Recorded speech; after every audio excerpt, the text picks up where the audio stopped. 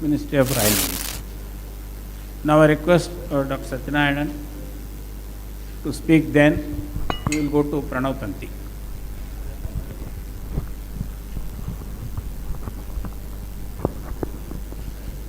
First of all, I would like to welcome the Chief Minister, the Honorable Chief Minister, for this Hydrogen Summit. And I understand he's been away from Andhra Pradesh for the past 3-4 days, and he's very tired. But in spite of that, he has made it to this occasion. We are very happy to be hosting this event. As Professor Raut told, we will be interested in producing hydrogen in the university. But for the industry, and also we would be interested in doing a prototype for a hydrogen train which can run between Vijayawada and the Visakhapatnam. So I request our Chief Minister, who has always been readily helpful for us, to help in this initiative also. Thank you very much.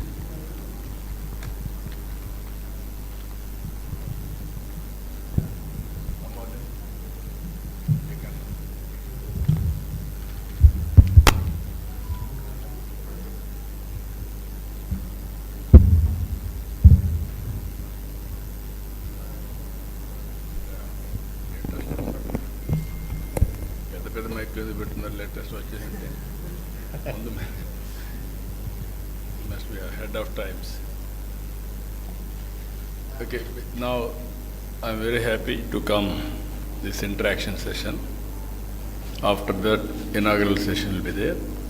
2 days, all of you are going to be here to finalize the agenda. Green Hydrogen Summit 2025. I welcome all of you. I want to hear from you now. We are taking all initiatives, how to go about brief introduction of the subject. Then we'll go to main meeting. I am assuring you, what all you bring new ideas and innovations. We are here to execute and produce proof of concept in a big way. That will be replicated nationally and globally. And also we will follow wherever there is a best practice or innovation, as it is, we will adopt it. We will work plus on that. That is our intention. I am very happy. Now we can interact.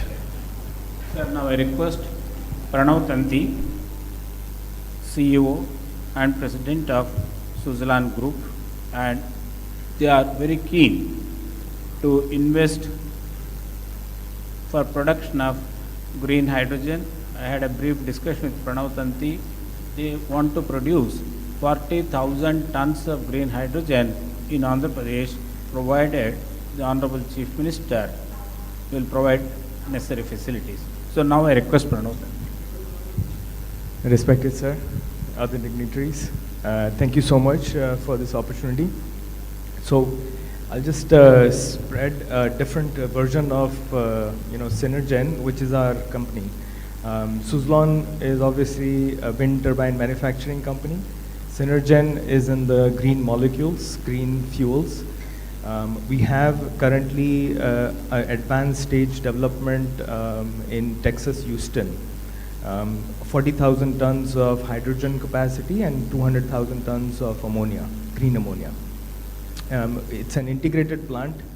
We have 250 megawatts of behind-the-meter solar and 500 megawatts of wind integrated with the grid.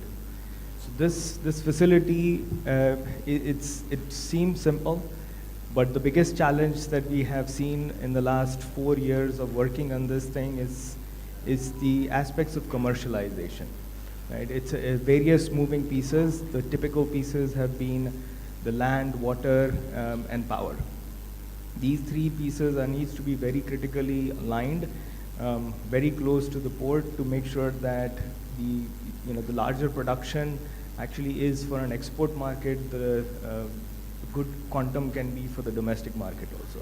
So the hydrogen piece is for the domestic, the larger component is for the export. So we are looking at a similar facility in India, in Andhra specifically, and we are exploring a lot of ports on the coast of Andhra. State has been blessed with several resources, blessed with a beautiful coastline, and I think that's where development of a lot of these ports, which your visions have been in the long-term visions, has been very important for us. So we will definitely commit. We are committing right now also 40,000 tons is the starting capacity, but going forward, a similar size can be double, tripled within the state. Now I request Dr. Saraswat, Honorable Member of Niti Aayog, who is an author of, rather one of the authors of National Hydrogen Mission. Dr. Saraswat Saab. Sir, very good morning. I think I am okay. Are you ready? Very good morning. I am audible? Yes, sir. I am very happy to be present in this summit today. The National Green Hydrogen Mission, which has been announced in 2023 by our Honorable Prime Minister at a cost of 19,500 crores, it stipulates certain major objectives. And one of them is that India should have 5 million tons of green hydrogen by 2030. And also there is a requirement that we should have 3 hydrogen valleys that should get formed. And the idea is Valley 1, Valley 2, Valley 3 will go from 5 million tons to 550 million tons and then 500 million tons. The purpose of this valley is not just to kind of production alone, but it is to create a complete ecosystem for that. All of us know that green hydrogen will become affordable only if we are able to bring down the cost of the electrolyzers. And the power is becoming more and more cheaper as well as cleaner. So already fortunately the renewable power in the country has come down to very low cost, and so there is no problem. But the problem of electrolyzer is still a problem. I personally believe that in Andhra Pradesh we have the right ecosystem, and one of the hydrogen valleys should be located here. And what we should do here is that with the help of many of our industry partners who are here today, we should set up a large-scale electrolyzer plant. And Dr. Narayan Rao mentioned that they have a technology. Yes. Certainly we can take that technology or beyond, or any other technology which is more suitable. But ultimately, scale is important. Yeah. Sir, there is a figure I want to mention to you. Unless there is a scale of something like 5 terawatt hour, bringing down the cost of electrolyzer from today's approximately $600 per kilowatt hour to $130 per kilowatt hour, our objective of getting $2 and less the cost of green hydrogen is not feasible. This is a well-documented, simulated figure, globally available. Now, it can have minor variation because India is a cheaper country in that sense, and we may be able to do it at a much lower cost. But scale is important. So that scale plant I request, with the help of your leadership and with the help of industry participation and technology is coming, we should do it. Second area, I would recommend that under the hydrogen valley in Andhra Pradesh, we should go for the storage of hydrogen. Is a major problem. Because hydrogen produced at one place but required at other place.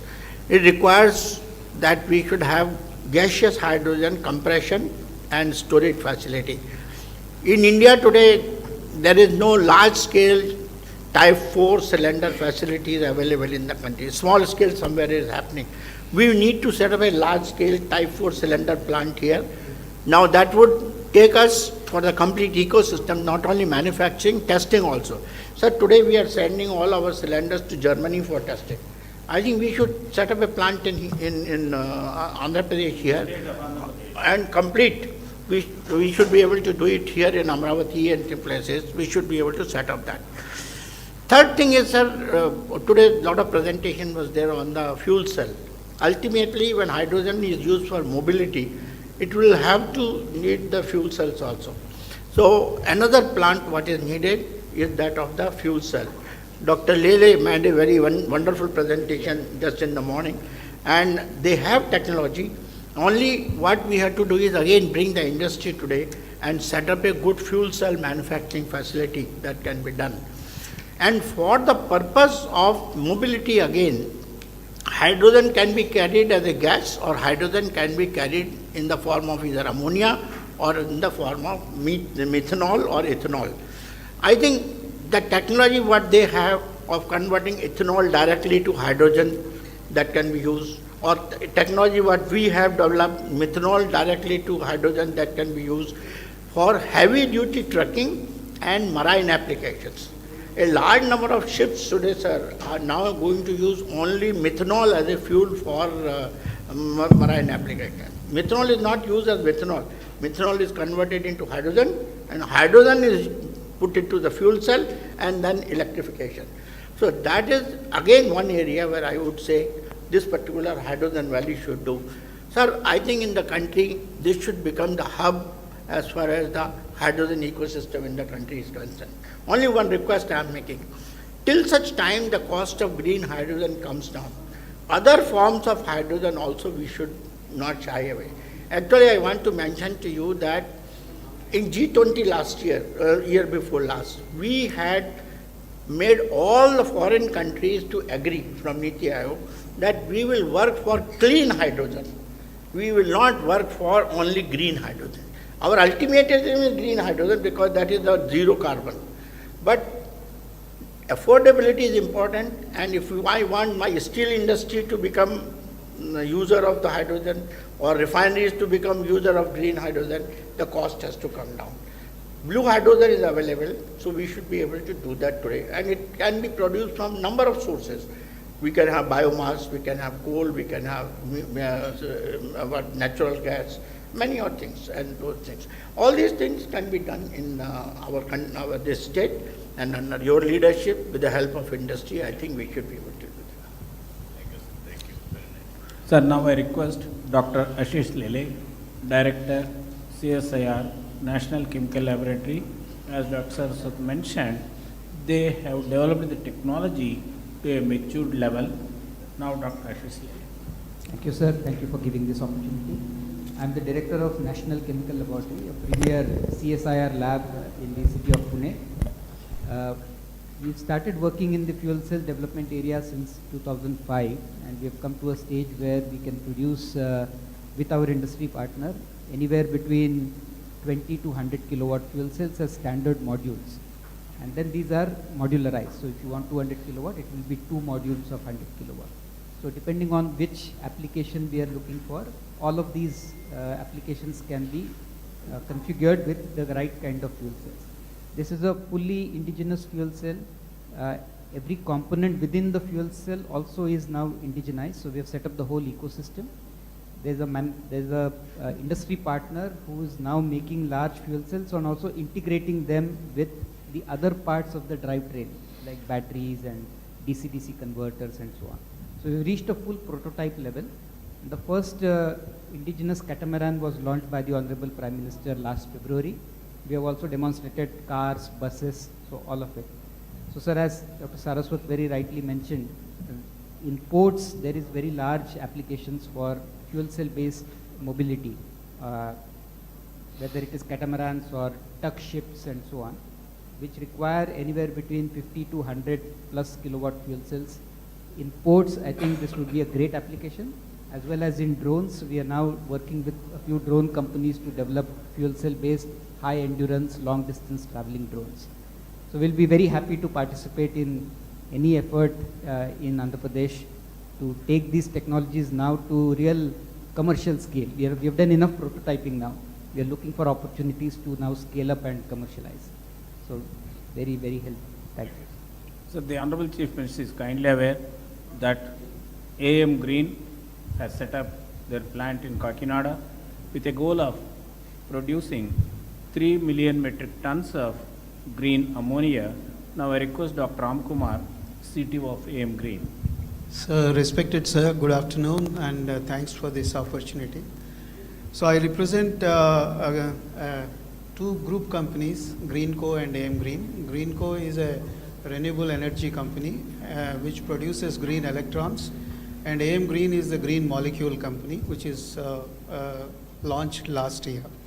So, as Professor D.N. Rao was mentioning, already the Nagarjuna Fertilizers was acquired by us in Kakinada, and now there is a very brisk activity going on to convert this Nagarjuna Fertilizer plant into 1 million metric ton to start with 1 million metric ton of green ammonia. And to support that, sir, we are setting up 1680 megawatts of electrolyzer capacity for producing green hydrogen, because with green power and green hydrogen we are going to produce the green ammonia. And sir, you will be very happy to know that from Andhra Pradesh, for the first time in the country, we have finalized the supply contract for November 27 from Kakinada port to supply green ammonia produced in Kakinada all the way to Europe, to Uniper, a company, German-based company. Already firm contracts have already been placed, sir. Our first supply will start by end of November 2027. And apart from this, sir, you are already aware, I was told that you and your other cabinet colleagues have already visited world's largest pump storage hydro project at Pinnapuram, which is nearer to Kannur. And sir, the distinction of this project is that it is a 2 gigawatt capacity storage where greenfield lower reservoir of water and upper reservoir of water has been created. It acts as a water battery, and with the help of this pump storage hydro, our renewable power delivered cost round the clock, renewable energy round the clock, RERTC is the normal acronym, is below $55 per megawatt hour. Nobody in the world is betting on this number, whereas we bet this and we won the orders for this. And also our promoters, Mr. Anil Chalmalasetti and Mahesh Kolli, they want to make Kakinada as a green energy hub, and we are planning for 500,000 tons per annum of biorefinery, where we would like to grow the Napier grass, Indian Napier grass, and convert the Napier grass into bioethanol and other value-added products. So for all of them, Kakinada would be the hub in Andhra Pradesh. I would be very thankful, sir, for the kind support of the government for this. Already we received some subsidy from the government of Andhra Pradesh. Sir, I request Dr. R.K. Malhotra, President of Hydrogen Association of India. He has rich and vast experience in the energy sector. Presently, he is the senior advisor to the Ministry of Petroleum, MNRE, and many agencies. Now I request Dr. Malhotra. Good afternoon, sir. It's a privilege to be in this meeting with you. You are known as a very progressive Chief Minister of the country. We have seen the kind of progress you made earlier, and now when you build up the new capital, I think hydrogen should be the focus area. AM Green is doing a good job. Suzlon wants to do big projects. But as Dr. Saraswat mentioned, that you have Visakhapatnam refinery also, and where the hydrogen can be produced, blue hydrogen can also be delivered. So a mix initially, as long as the hydrogen, green hydrogen cost is higher, for various applications there will be some reluctance. So mix of blue and green, if it is used, you can become the leading state in the hydrogen economy in the country. So maybe when you build up the new capital like Amaravati, you should have hydrogen buses plying, which can run. Initially, the cost will be higher with green. So initially, you can start with the gray hydrogen or blue hydrogen, and then, color agnostic approach and demonstrate the fuel cell buses, which Dr. Ashish Lele, they are 2 times more energy efficient as compared to the internal combustion engines. So overall energy consumption will come down. Second suggestion which I would like to make is that maybe you can adopt some villages where you can have localized distributed power generation. You can have solar power to generate electricity, then you can have villages using that power during the day for cooking maybe, or converting into hydrogen, and then hydrogen stoves also. Scotland is a country where a lot of developments on cooking stove applications. So villages can use that hydrogen, maybe in tractors also, maybe for irrigation pumps. So that kind of approach also, daytime you can use solar energy, store it in the extra solar energy can be stored in the form of hydrogen and then it can be used. So maybe these are some of the suggestions. From hydrogen association side, we have been supporting and educating people on various kind of activities related to hydrogen. We'll be very happy to work for Andhra government also if any proposal is required or any support is required from our association. What is the cost difference between hydrogen storage and also battery versus to pumped storage?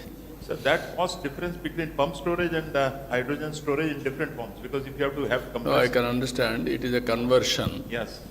I can understand. Now, So as hydrogen on storage, today, pump storage will be much cheaper. For we are all working as on today. Yes. Storage is much cheaper. Much cheaper. Because the life of battery is just 8 years, so to say.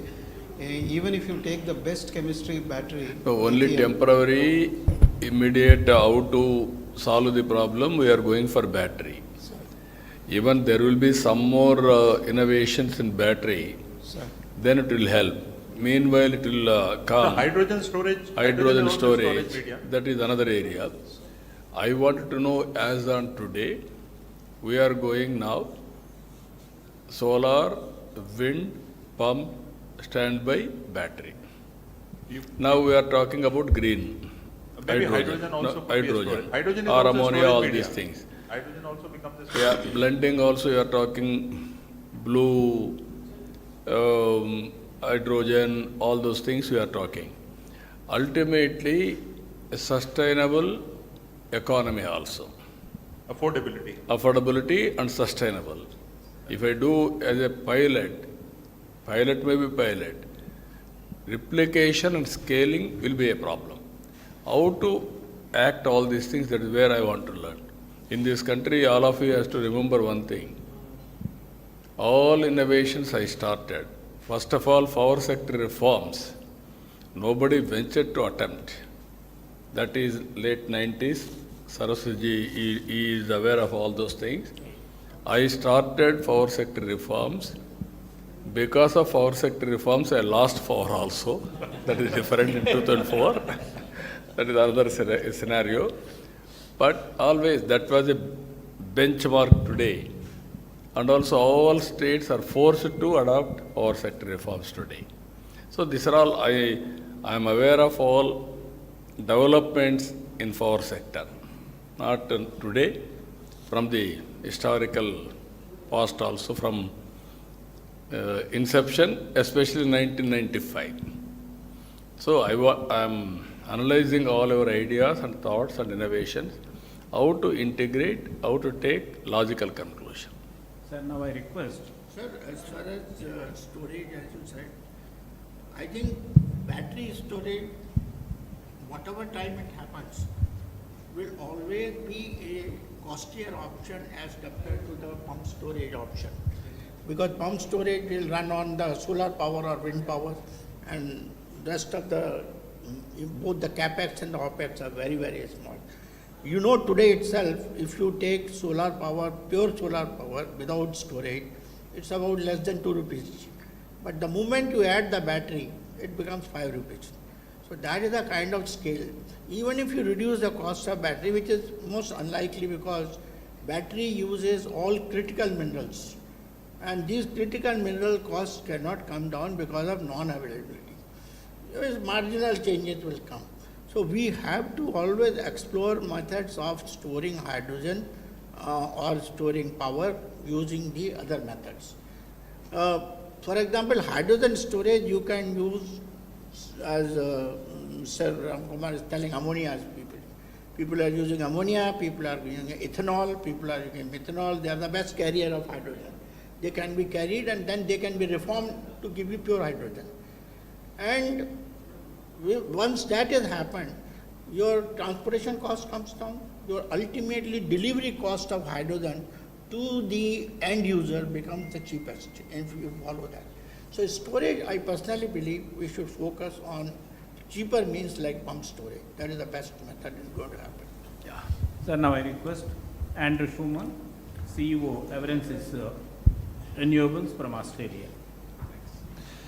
Thank you very much. Thank you for the opportunity to come and speak to yourself and everybody here today. I'd like to bring a little bit of a different perspective to the conversation, and that's the one of an investor.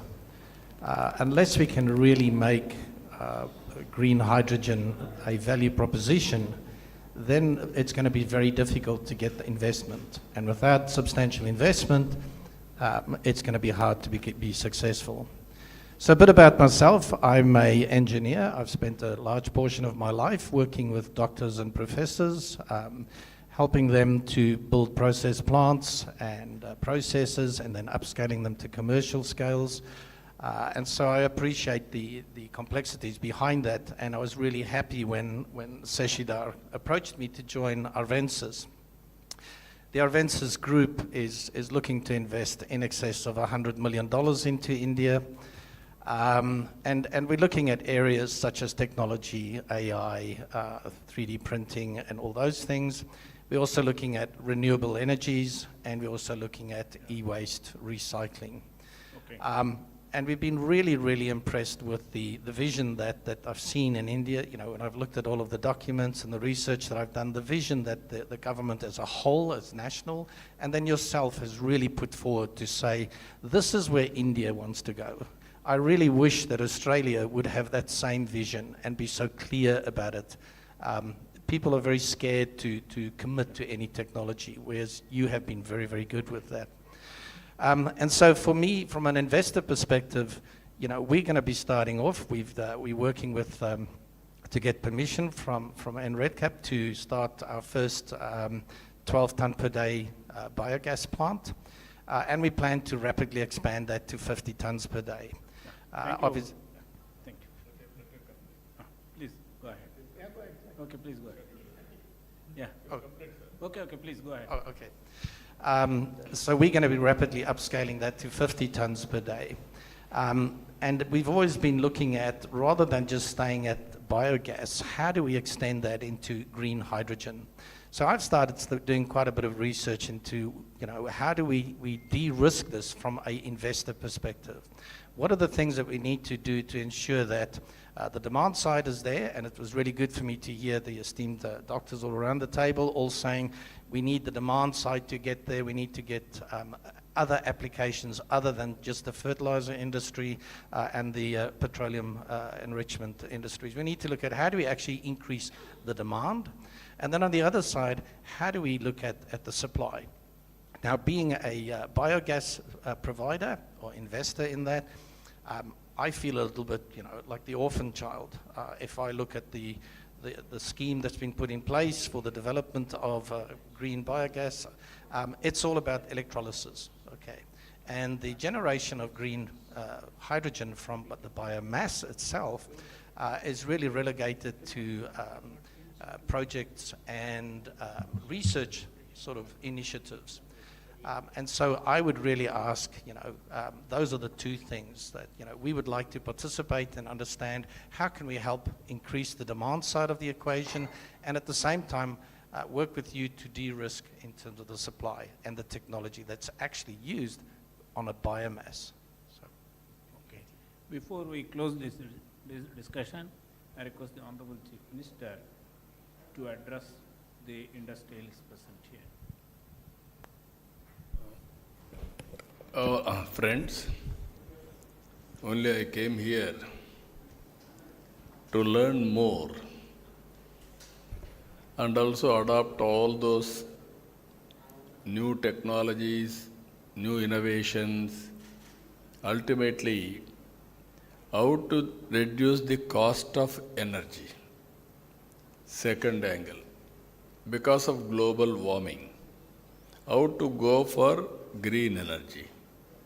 Once green energy, then time towards downstream industries. Storage, ammonia, ethanol, so many innovative ideas.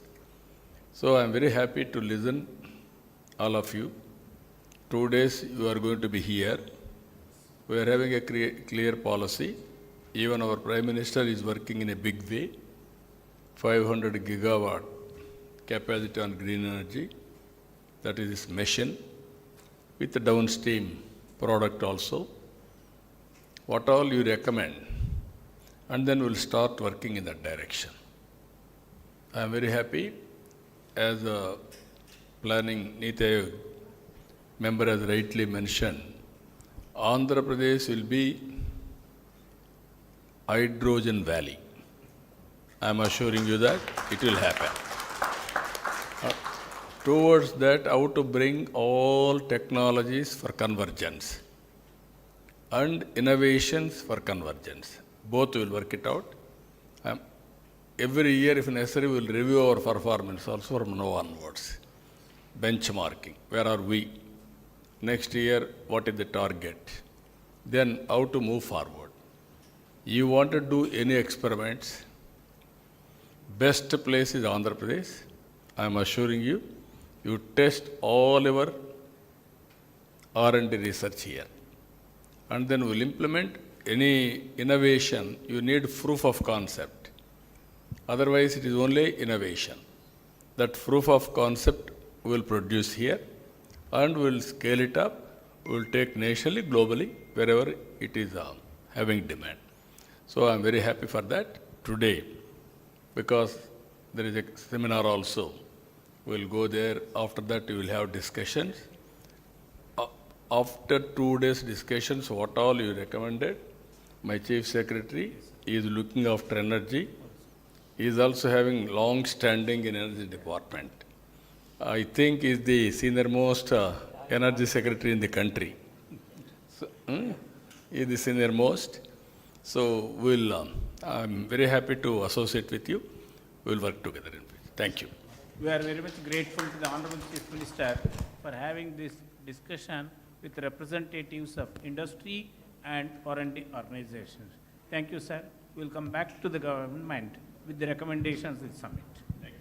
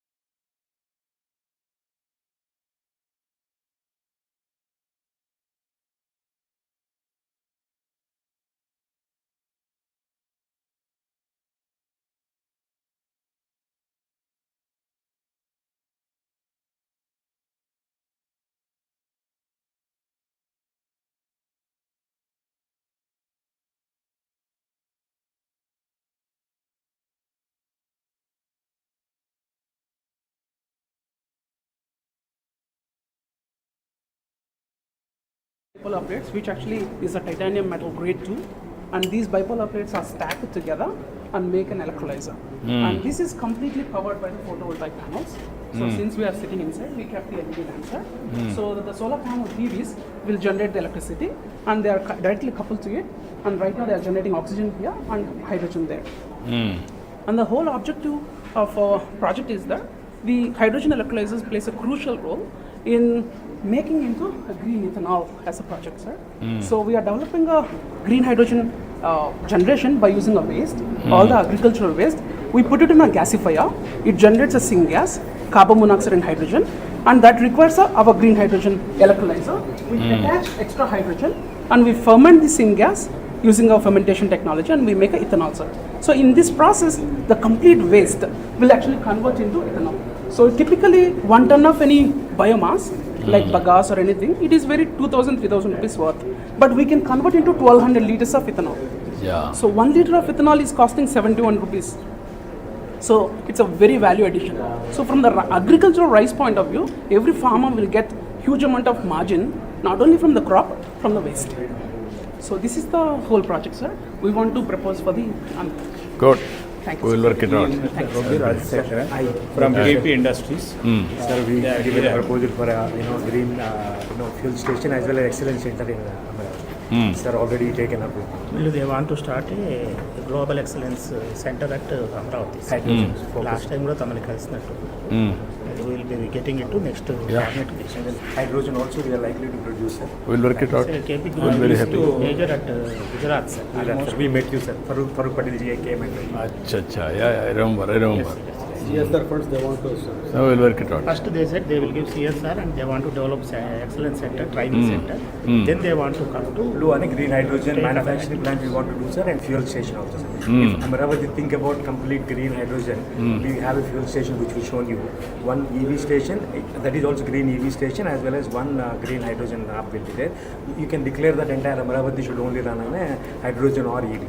That sort of a thing we can definitely.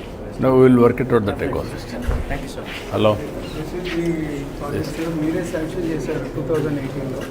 Yeah, I remember. This is a reality, sir, now. No, I remember. Because power is getting withdrawn from here already. And this is the Kakinada project, which is this is the Nagarjuna. ammonia.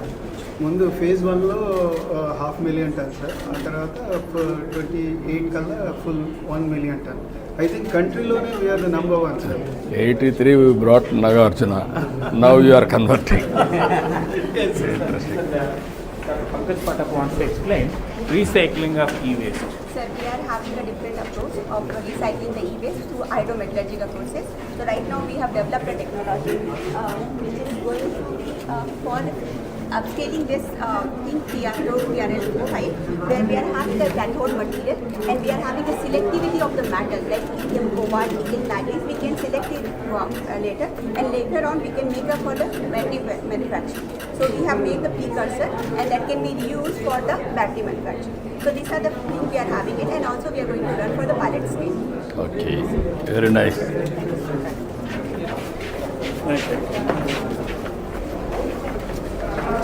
Now we'll go for Nagrik. Yeah.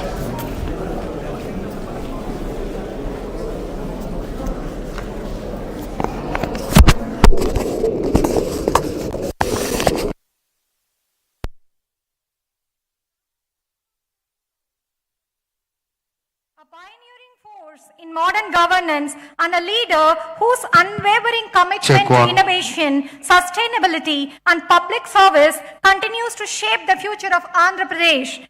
Thank you for gracing this summit, sir. We now request Professor D. Narayan Rao, Executive Director, Research, SRM Group of Institutions, to kindly lead the dignitaries onto the dais.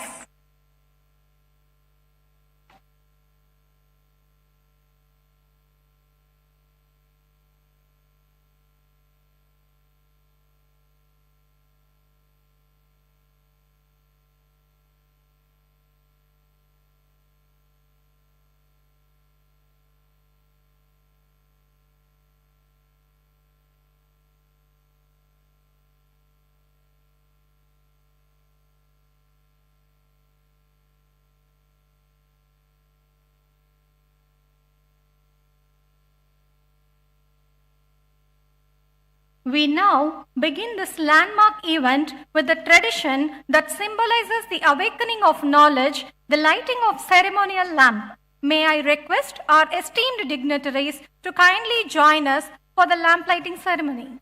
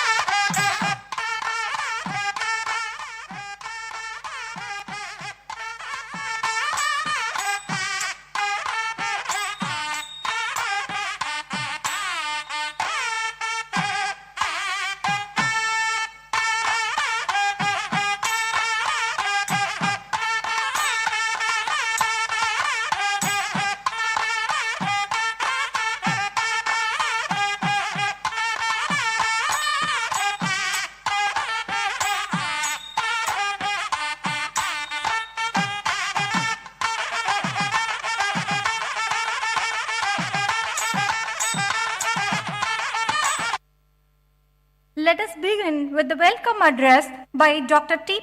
Satyanarayanan, Pro-Chancellor, SRM University, Andhra Pradesh. We request you to kindly deliver the welcome note, sir.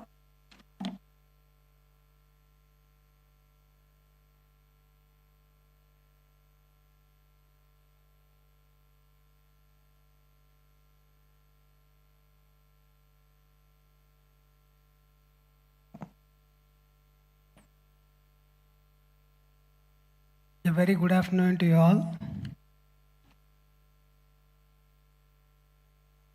Esteemed guests, scientists, policymakers, innovators, and friends. At the very outset, I extend our deep gratitude to the Honorable Chief Minister of Andhra Pradesh for his presence and his unwavering support for clean energy innovation. Sir, your leadership in advancing renewable energy, hydrogen infrastructure, and world-class research ecosystem continues to inspire not us, the students and faculty, but the entire scientific and industrial community. I warmly welcome Dr. V.K. Saraswat, Honorable Member of Niti Aayog, Dr.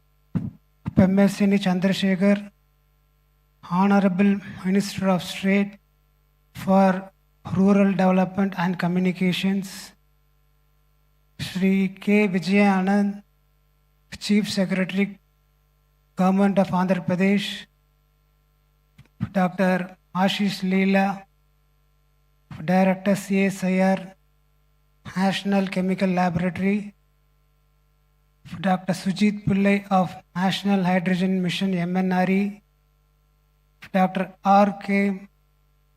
Malhotra, the President of Hydrogen Association of India, Mr. Pranav Tanti, the President and CEO of Synergen Green Energy Inc. USA, Mr. Anil Kumar, MD and CEO of Greenco, and all other distinguished delegates and the participants.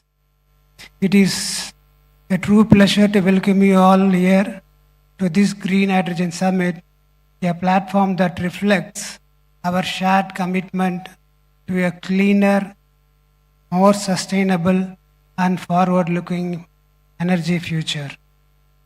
This is just not about saving the earth.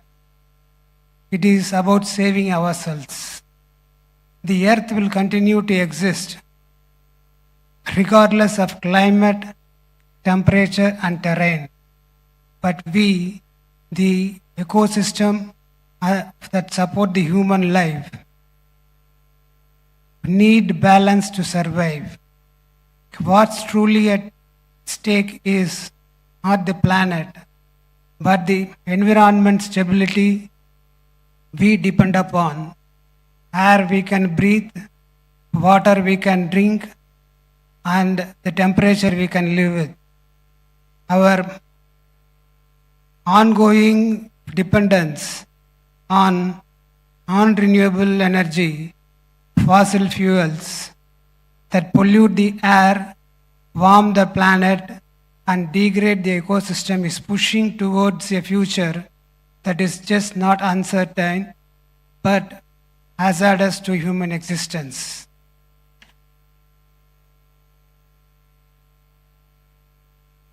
That is why the transition to renewable energy is not just important, it is urgent. And in this transition, the green hydrogen has a very critical role. It is one of the few clean energy sources capable of addressing industry scale needs, long distance transport, grid level storage, and the areas where the batteries and the technologies fall short. Recognizing this, the Honorable Chief Minister has taken a pioneering step by launching Andhra Pradesh Green Hydrogen and Green Ammonia Policy in 2023. This policy outlines a clear vision to produce 500,000 tons of green hydrogen per year and 2 million tons of ammonia per year, backed by strong incentives. From ST reimbursements, electricity duty waivers, to land concessions and priority port access. These are not symbolic steps, they are concrete foundations to make Andhra Pradesh a national and a global hub for green hydrogen. And what makes this even more inspiring is the mindset behind it. It was on this very stage that Chief Minister once said, being a visionary is a problem. And yet, he chose to envision what others wouldn't, that courage to move ahead despite the weight of uncertainty is what defines his leadership and that makes history. At SRM, we believe in that vision and we are committed to growing with the Andhra Pradesh state. As the Andhra Pradesh builds Amaravati as a capital of the future, we at SRM University AP want to grow alongside it to be part of its transformation and history. In line with this vision, we are proud to announce the launch of the SRM Institute of Emerging Technology.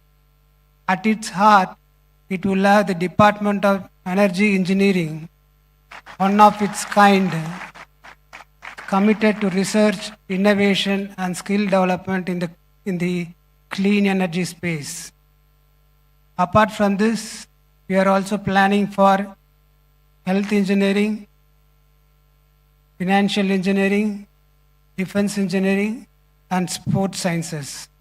So that makes this SRM Institute of Emerging Technology to be different from the other institutions in India.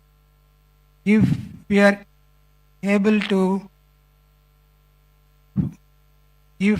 to be the last generation to depend upon fossil fuels, then the next generation must be the first to lead the clean energy revolution.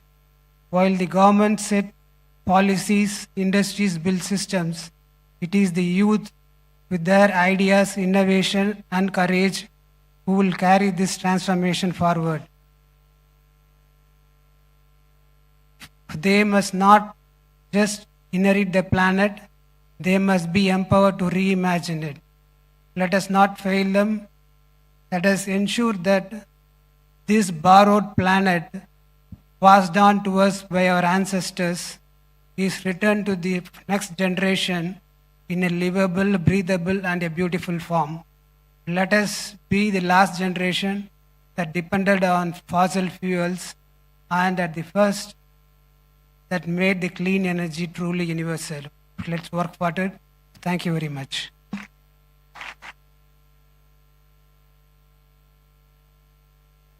Thank you, sir, for your warm and inspiring words and for always motivating us to dream big. We now invite Professor D. Narayan Rao, Executive Director, Research, SRM Group of Institutions, to set the stage by introducing the vision and purpose of Green Hydrogen Summit.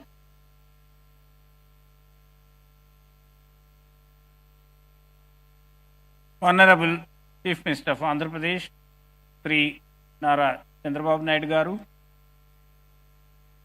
well-wisher and mentor of SRMC AP and Honorable Member of Niti Ayog, Dr. Saraswat,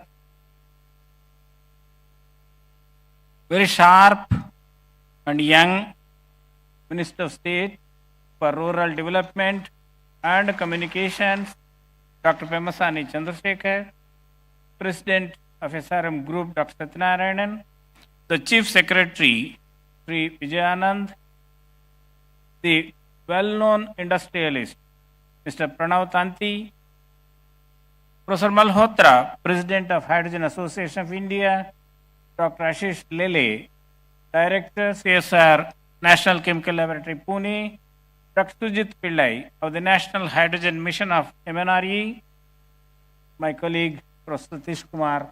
I extend a warm welcome to all of you, particularly the industrialists who came from different parts of the country and abroad, the delegates of the Hydrogen Summit, scientists, faculty members, research scholars, and my dear friends of print and electronic media. Once again, I have a great pleasure inviting all of you to the Green Hydrogen Summit 2025 being held at SRMC AP today and tomorrow. India's deep commitment to aspirational climate goals, which the Honorable Chief Minister also mentioned in the last few minutes in the discussion meeting, these commitments have been widely acknowledged by the Committee of Nations. India plans to become energy independent by the year 2047. The Union Cabinet approved several science and technology missions, including the prestigious National Hydrogen Mission with an impressive outlay of 19,744 crores of rupees. The key objectives of the mission are making India a leading producer and supplier of green hydrogen to the world, reduction in imported fossil fuels. Expected outcomes of the mission by 2030 are development of green hydrogen capacity of 5 million metric tons per annum, indigenous development and manufacturing of electrolyzers, creating opportunities for employment and economic development. Hydrogen, with its remarkable attributes of high energy density, zero emissions, has a wide variety of applications. With the permission of the Honorable Chief, I want to mention some of the potential applications in this country. Ministry of Road and Transport and Highways will enable adoption of green hydrogen in the transport sector. Ministry of Ports, Shipping and Waterways will play a crucial role for establishing capabilities for export of green hydrogen and its derivatives. Now, hydrogen-powered drones are becoming very popular all over the world. The Honorable Chief Minister has created Drones Corporation of Andhra Pradesh, which could consider to develop hydrogen-powered drones. This will be the first state in the country to develop hydrogen-powered drones. Ministry of Petroleum and Natural Gas will be facilitating uptake of green hydrogen in refineries and city gas distribution. Green steel. Steel production is one of the potential sectors where green hydrogen can replace fossil fuels. Ministry of Steel will drive adoption of green hydrogen in the steel sector. European countries say we'll import only green steel. So this is a great opportunity for Visakhapatnam steel plant to go for steel production using hydrogen. Now I have a request to the young Minister of State for Telecommunications. The backup power requirement of telecom towers presents an apt opportunity to deploy reliable and on-demand renewable energy solutions. Sir, it is estimated that these towers in the country consume about 2 billion liters of diesel every year. So hydrogen could be considered as a backup energy source. Ministry of Railways is working on transitioning towards adoption of green hydrogen in view of its ambitious plan to reduce the carbon footprint. Ministry of Railways has already developed a hydrogen-powered fuel cell-based train with 10 coaches, and the pilot hydrogen-powered train will be demonstrated in September 2025, that is the next 2 months, between the stations Jhind and Sonepat in Haryana. In March 2025, the Honorable Chief Minister directed SRM University AP to develop a hydrogen-powered train between Hyderabad and Vijayawada. Then immediately Chief Minister said, no Narayan Rao between Hyderabad and Visakhapatnam. Yes, sir, we are at it. Now, yeah, please.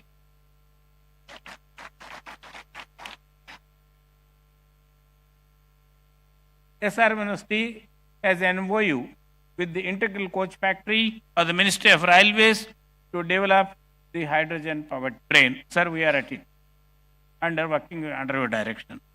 We earnestly request the kind support of the Honorable Chief Minister and the Ministry of Railways for the development of this hydrogen-powered train as a flagship project of the state of Andhra Pradesh. Sri Chandrababu Naidu, as an intellectual, is attracted by the aesthetic beauty of science and technology. And as a people's leader, he is greatly attracted towards technology and the promise it holds to transform the state of Andhra Pradesh and its economic development. Let's give a big applause to the aligning with the ambitious plans of National Hydrogen Mission and with a foresight that the first entrance into the business of hydrogen can reap more benefits than others, our visionary Chief Minister has made Pudimadaka near Visakhapatnam as the first and the largest hub of green hydrogen in the country. The Visakhapatnam Hydrogen Hub will be producing about 1.5 million metric tons of green hydrogen per annum, 3 million metric tons of green ammonia, methanol, etc. Green hydrogen produced at Visakhapatnam could be used by Visakhapatnam Steel Plant, HPCL, NTPC, fertilizer industries, and many others. Sir, I am glad to inform the Honorable Chief Minister and the august audience present here that the faculty members of SRM University AP have indigenously developed an electrolyzer which the Honorable Chief Minister just now visited. This can produce 500 kilograms of green hydrogen per annum, and it is being demonstrated during summit. It is scalable to produce 150 tons of green hydrogen per annum. We request the Honorable Chief Minister to consider industry, university, government collaborative venture. We propose to establish an innovation center at SRM University AP to develop indigenous technology to produce, store, and utilize hydrogen as a green fuel. The goal of the proposed center in the next 2 years would be to develop and demonstrate a hydrogen-powered car between Vijayawada and Visakhapatnam, and with refueling facilities along the way. At present, hydrogen costs about 350 rupees per kilogram, which can fuel a car for a distance of 20 to 25 kilometers. The proposed innovation center could bring down the cost to 200 rupees per kilogram of hydrogen by developing more efficient catalysts for electrolysis and reducing the power consumption for producing hydrogen. Sir, you are kindly aware that on 30th June 2025, the government of Andhra Pradesh approved Amaravati Quantum Valley Declaration. IBM will be installing and maintaining a 156 qubit quantum computer at Amaravati Valley on 1st January 2026. Sir, this will be the first and most powerful quantum computer not only in the country and in South Asia. Friends, establishment of Amaravati Quantum Valley is also a catalyst for our green hydrogen mission. The quantum technologies help us design advanced catalysts, develop safer hydrogen storage systems, and create ultra-sensitive sensors for monitoring the safety. With the quantum simulations, we can reduce the cost of hydrogen and increase the efficiency of green hydrogen production. Looking into the future needs courage and insight, and fortunately, our visionary Chief Minister has both. Let's give a big applause. During the exciting decade of 2014-24, the Government of India launched several SNT missions, including the National Hydrogen Mission, National Quantum Mission, National Semiconductor Mission, National Mission on AI. The state of Andhra Pradesh has taken up these missions at an unprecedented fast pace.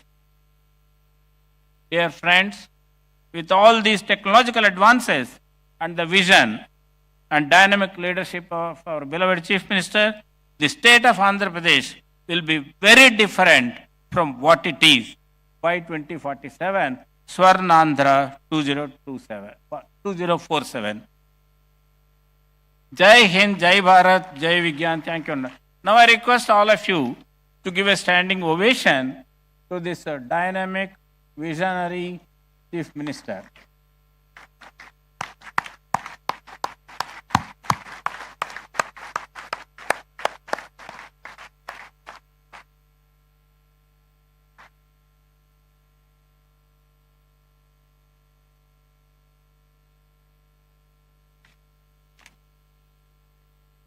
Thank you, sir, for framing the summit's goals with such clarity and depth.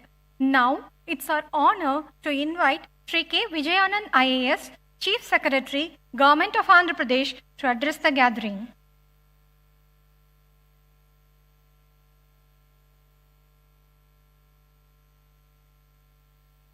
Honorable Chief Minister of Andhra Pradesh, Sri Nara Chandrababu Naidu Garu, Honorable Member of Niti Ayog, Dr. V.K. Saraswat Garu, Honorable Minister of State for Rural Development Communications, Dr. Chandrasekhar Pemasani Garu, Pro-Chancellor SRM University AP, Dr. P. Satyanarayan Garu, distinguished guests, esteemed faculty, students and industry leaders and media.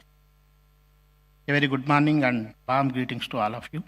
It is a privilege for me to be part of this transformative gathering, the Green Hydrogen Summit 2025. Which is hosted by SRM University and New and Renewable Energy Development Corporation, Government of Andhra Pradesh. This summit is a testament to our collective commitment to building a sustainable future powered by clean energy. Today, we have gathered here to discuss one of the most transformative energy solutions of our time, that is green hydrogen. This summit is not just a platform for dialogue, it is a call to action for governments, industry, and academia to collaborate in building a sustainable and resilient energy ecosystem. I extend my heartfelt gratitude to SRM University for graciously hosting this summit and providing a platform for collaboration, innovation, and progress in clean energy sector. As the world confronts the urgent challenges of climate change, the transition to green energy offers a compelling and scalable solution to all of us. This pathway not only decarbonizes our energy systems, but also redefines industrial processes, transportation, and agriculture. Green energy derived from solar, wind, hydropower, geothermal, and biomass is the foundation for this transition. It is a clean, renewable, and resilient energy system, By harnessing this energy to produce green hydrogen through electrolysis, we unlock a versatile fuel that emits only water when it is used.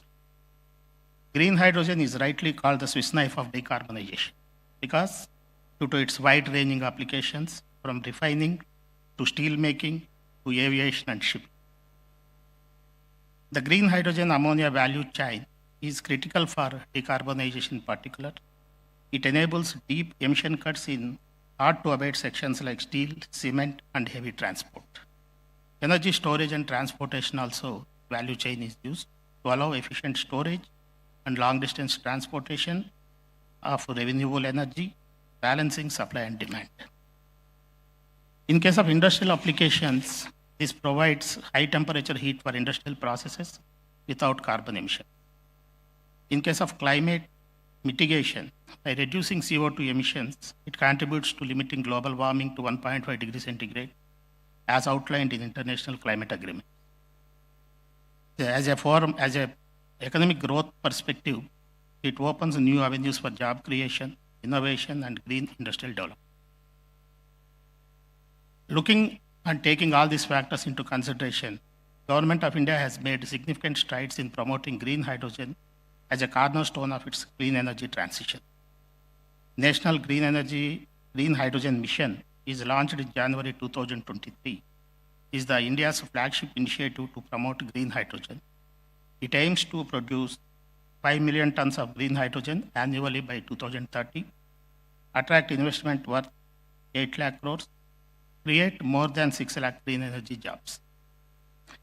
The Strategic Interventions for Green Hydrogen Transition is a program supported with NGHM. It provides for 17,490 crores allocated from 2023 to 2029 as production-linked incentive PLI scheme for electrolyzer manufacturing and hydrogen production. India aims to reduce the cost of green hydrogen from $4.5 in 2023 to $1 by 2030 by leveraging low-cost renewable energy, domestic electrolyzer manufacturing. And India is also focusing on infrastructure and export strategy and building a scalable hydrogen ecosystem for industry and transport. Strategic partnerships through India, Middle East, Europe Economic Corridor to boost hydrogen exports. Government of Andhra Pradesh, under the visionary leadership of our Honorable Chief Minister, Sri Nara Chandrababu Naidu Garu, we are playing a strategic role in this entire program. Andhra Pradesh is proud to be at the forefront of this India's clean energy revolution. With abundant RE resources, a proactive government, and a thriving industrial base, we are ready to become Green India, green hydrogen powerhouse. Under Swarnandhra Vision 2047, we are committed to become a hub for clean energy innovation and green hydrogen exports. The state has launched Andhra Pradesh Integrated Clean Energy Policy 2024, which provides a comprehensive framework for green hydrogen production and infrastructure, electrolyzer manufacturing, hydrogen-powered mobility and logistics, export-oriented hydrogen corridors. The state targets around 10 lakh crores of investment in clean energy, and the state is offering capital subsidies, GST relief, stamp duty concessions, and incentives for battery storage systems to attract green hydrogen and renewable energy investment. Recently, India's first integrated green hydrogen hub by NTPC Green Energy, where Government of Andhra Pradesh New and Renewable Energy Development Corporation is also involved. The Honorable Prime Minister has laid foundation stone for 1,200 tons per day green hydrogen at Pudimadaka in January 2025. You are also aware 1 MMTPA green hydrogen based green ammonia manufacturing facility at Kakinada by AM Green Ammonia Private Limited they have already started, they did the groundbreaking, already started the work with an investment of 12,000 crores and creating 2,600 jobs. Development of a 2 gigawatt electrolyzer manufacturing facility at Kakinada by Chan Cockerill Greenco Hydrogen Solutions Private Limited is also, they have laid the foundation stone, they have started the activity with an investment of 2,000 crores and creating 5,000 jobs. We are also happy to announce that India's first pilot project blending green hydrogen with LPG for industrial heating with an annual green hydrogen capacity of 25 tons per annum at Rockman's Tirupati facility by Hero Future Energies and Rockman Industries. The total investment is approximately 1,000 crores with 2,000 existing employees at the factory. What is the road ahead for us? While these challenges remain, such as high capital costs, energy losses, and storage complexities, our path forward is very clear. There is a need for policy support and subsidies for early stage investments, which by our policy we have provided the best of the industry kind of incentives in this sector. International supply chain development is also one thing important, and continued R&D for efficiency and cost reduction, academic and industry participation to drive innovation. The success of this green hydrogen depends on collaboration between government, academia, industry, and civil society. This summit is a shining example of such collaboration. It brings together thought leaders, innovators, and policy makers to chart a roadmap for a cleaner and more resilient future. I urge all the stakeholders who are present here to continue this dialogue beyond today. Let us build up pilot projects, share knowledge, and create scalable models that can be replicated across the country. As we look ahead, let us remember that the transition to green hydrogen is not just about technology, it is about vision, it is about courage, and it is about commitment. And Andhra Pradesh stands ready to lead, and we invite all of you to join us in this journey. Together, let us make Andhra Pradesh a model for sustainable energy and a proud contributor to India's green future. Thank you.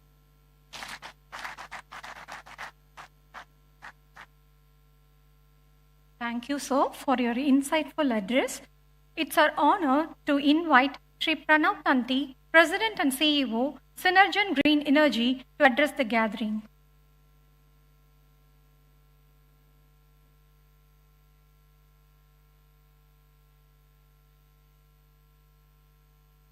Honorable Chief Minister, Chief Secretary, respected dignitaries, esteemed delegates, distinguished guests, I am truly honored and humbled to stand here to welcome you. It is for sure a great privilege to welcome you all to the great state of Andhra, where the Green Hydrogen Summit has been established. Andhra Pradesh is delighted to host this remarkable gathering of visionaries, industry leaders, policymakers, future generations, and experts who share a common goal: to harness the potential of green hydrogen as a pivotal force in the transition towards a sustainable and clean energy future. If I can pause and ask a basic question, why hydrogen? What makes hydrogen so special? Hydrogen is the simplest element. It is the most abundant element. So why hydrogen? Well, the answers are in the challenges that we all face in this energy transition.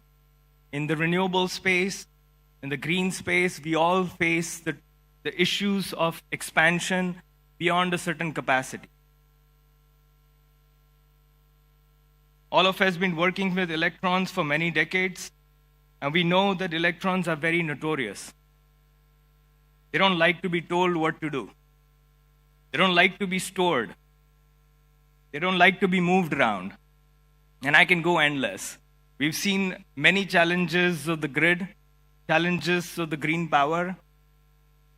I think hydrogen and hydrogen's derivatives is a simple solution. We need to figure out how do you make a transition towards a molecule. A green electron to a green molecule gives those answers. Hydrogen is pivotal in transforming the electrons to molecules to unlock the potential to store, to transport, to consume the green electrons when you need it.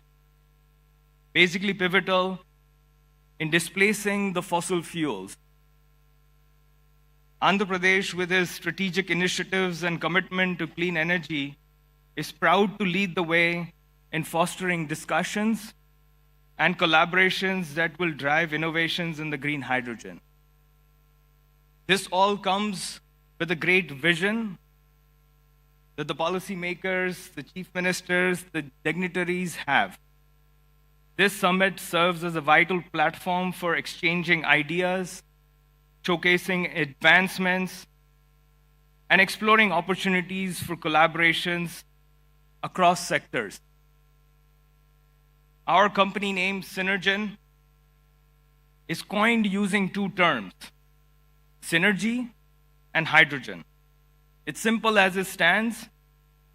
We strongly believe that the key to unlocking the next phase of expansion is undoubtedly collaboration. We all need to come together as one force to make it a success. We are in the advanced stages of development of green hydrogen and green ammonia manufacturing facility with a capacity to manufacture 40,000 tons of green hydrogen in the state of Texas in US. With this anticipation, we believe that the commissioning is possible in 2028, and a combined capex of renewable energy and a green fuel of $2 billion. This was only possible because of the efforts we put in fostering partnerships and collaborations over the last 4 years. Throughout this summit, let us engage in meaningful dialogue, challenge conventional thinking, and inspire one another to take bold steps towards achieving the common objective. Your insights, experiences, and commitments will lay the groundwork for transformative change. Once again, welcome to the Green Hydrogen Summit at Andhra Pradesh. Let us harness the power of collaboration and innovation to fuel the sustainable future for the generations to come. Thank you. Thank you, sir, for your inspiring message. It's our immense privilege to invite a distinguished architect of India's science and technology policy, Dr. V.K. Saraswat, Honorable Member, Niti Aayog, Government of India. A driving force behind India's strategic advancements, Dr. Saraswat's insights continue to shape the nation's innovation landscape. We request you to deliver the keynote address, sir.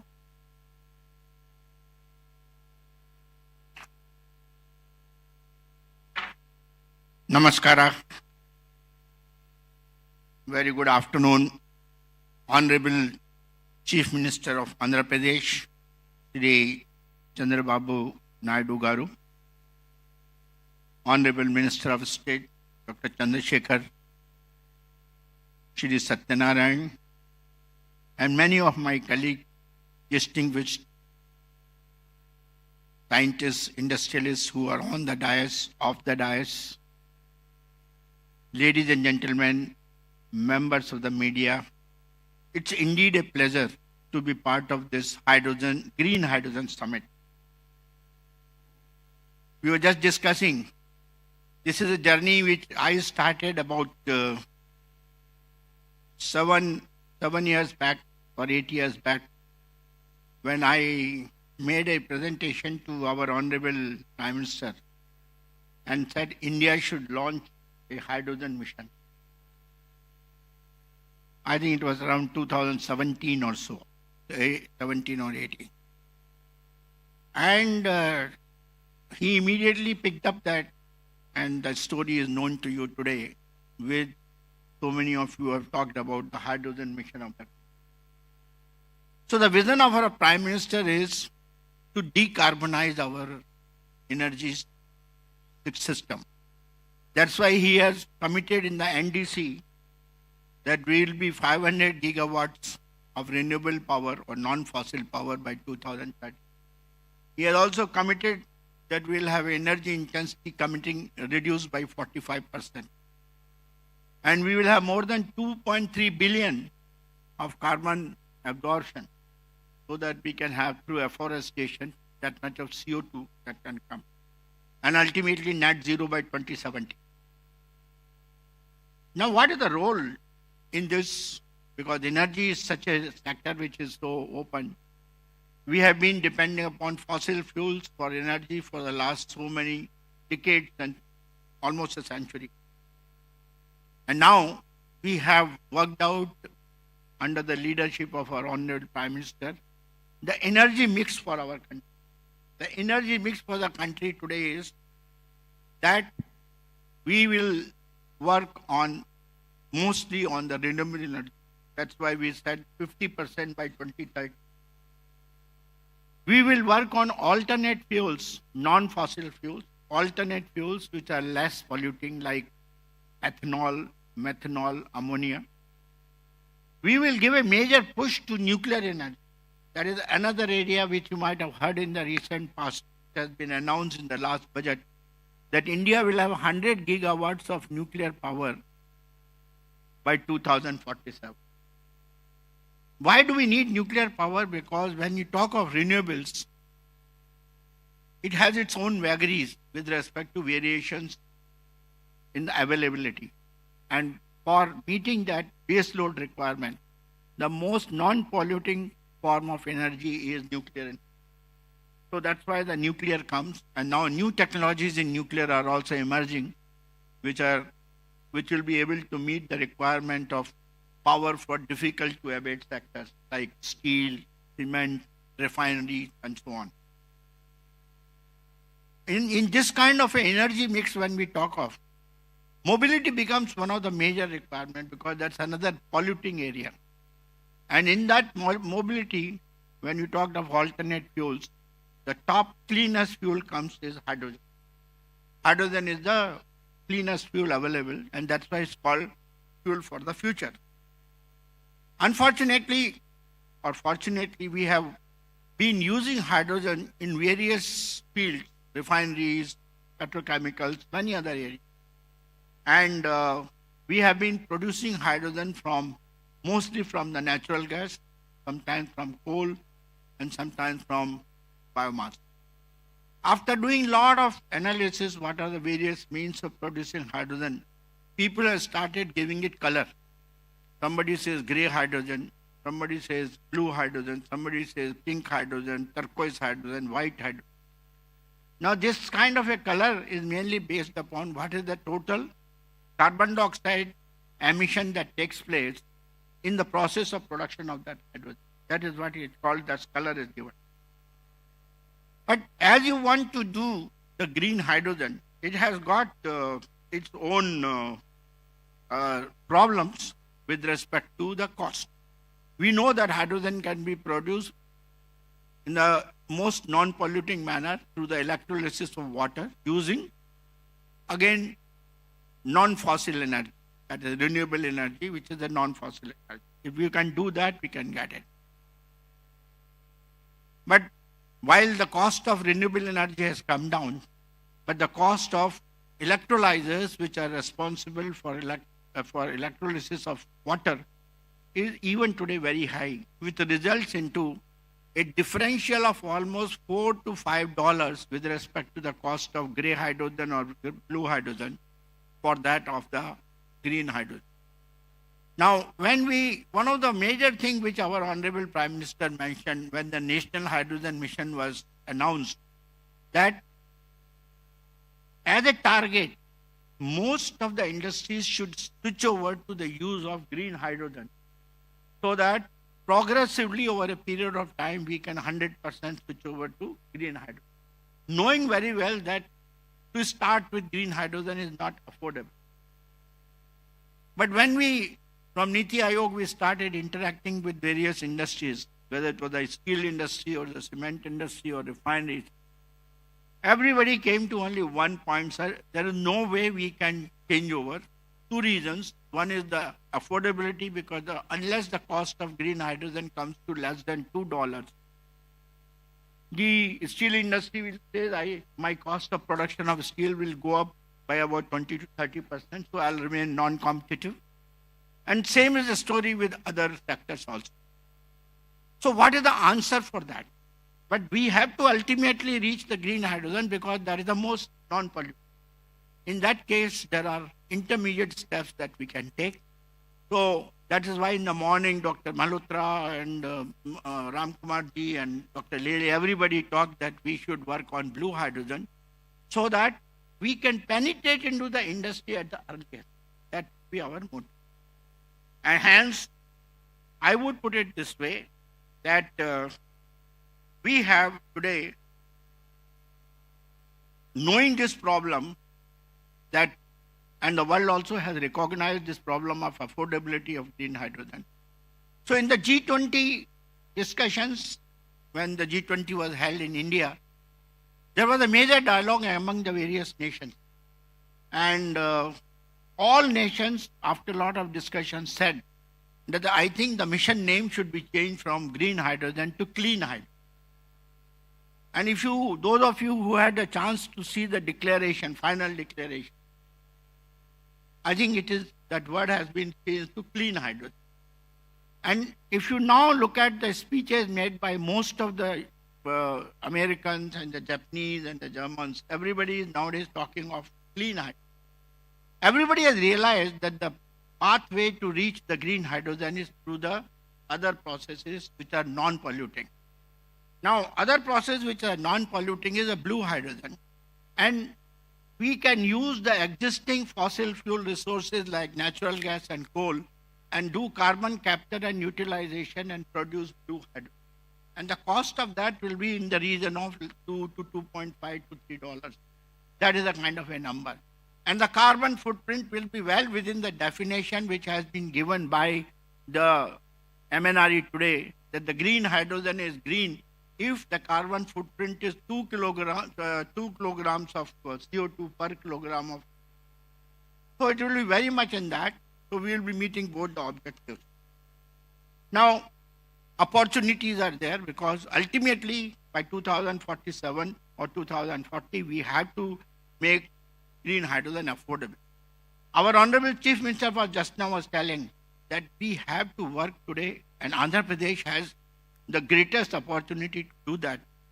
Because I know the leadership of Honorable Chief Minister is so great, because I have seen him transforming the IT infrastructure in the state of Telangana, that is Hyderabad, and bringing it as a city which is comparable to Silicon Valley. It became the Silicon Valley of India. That was because of the leadership and the vision of our Honorable Chief Minister. I'm quite certain that India's green hydrogen mission, which is green hydrogen, some numbers were already talked, so I'm not going to repeat. In Andhra Pradesh will be the valley of green hydrogen. All the projects which were narrated by them, I think they are the beginning for that. And I would put it this way, that we have to tread towards reducing the cost of hydrogen production, transportation, storage, and ultimately dispensation to whichever utility it is needed. And for that, technologies which are required, I think Andhra Pradesh, with the help of SRM and other institutions, can certainly meet them. A few of them I would like to mention, which I mentioned to the Honorable Chief Minister during the industry interaction, that we should set up a very large size electrolyzer plant in Andhra Pradesh. I'm very happy, Dr. Ram Kumar was telling that we are setting up something in the Kakinada region, if I'm not wrong, setting up a plant of something like 2 gigawatt and things like that. But friends, as I gave the number in the morning, unless we have electrolyzer plant capacities to the hour, something like terawatt hours, and the cost of electrolyzer comes down from today's $600 to $800 per kilowatt to something like $130 per kilowatt, and the power cost is $20 per megawatt, then you will be able to get hydrogen at $2. This is the equation we have to meet. And for that, this is the right place. This is the place because already industrialists have taken initiative, so you should set up an electrolyzer plant. For storage, country is now working towards storage methods. And the only storage method that has been found most suitable today is the gaseous high pressure storage. And gaseous high pressure storage using the Type 4 cylinders. Type 4 cylinders are being produced today in small, like IIT Bombay is making one Type 4 cylinder. Some small institutions are making. Some industries are also coming up. But I think this should become one of the country's largest hub for manufacturing Type 4. We should set up an ecosystem in Amaravati for manufacturing Type 4 cylinders along with the carbon fiber and also the facility for testing. We should not be sending our Type 4 cylinders for testing to Germany and other places. We should do it all by ourselves. So that is the one which I would like to be done today. And third one is, ultimately we have to go for mobility with the hydrogen. And the only way we can do is through the fuel cells. You must have heard the lecture by Dr. Lele in the morning. And he has developed the technologies for fuel cells. Others are also available. Others have also done the same thing. I think in this valley, what we are talking for Andhra Pradesh, there should be a large-scale fuel cell manufacturing facility with the help of industry and academia, indigenously done by us. Sir, I am a guy who believes in Atmanirbhar. Throughout my life as a defense scientist, I worked for self-reliance. Now we are talking of self-reliance in energy sector. There's no point in continuing to get all the solar cells imported from China and saying that I got 500 gigawatts of solar. I want those solar cells to be manufactured here. That's why government has given PLI scheme. Electrolyzers, PLI scheme. Fuel cell, PLI scheme. Now the time has come for us to take all of that into a large-scale production, make use of them, and make it more and more indigenous. And that is where Andhra Pradesh Hydrogen Valley will become the hub, and the leadership of our Honorable Chief Minister will be the big word, big guidance for all of us. The kind of work which was done for IT industry in Hyderabad, the same should be done under his leadership in Andhra Pradesh. I urge to all of you to participate in that. Thank you very much. Namaskar.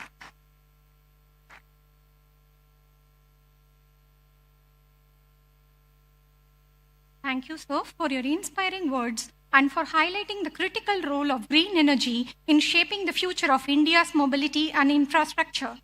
Now, I request Dr. Chandrasekhar Pemasani, Honorable Minister of State for Rural Development and Communications, Government of India, to address the gathering.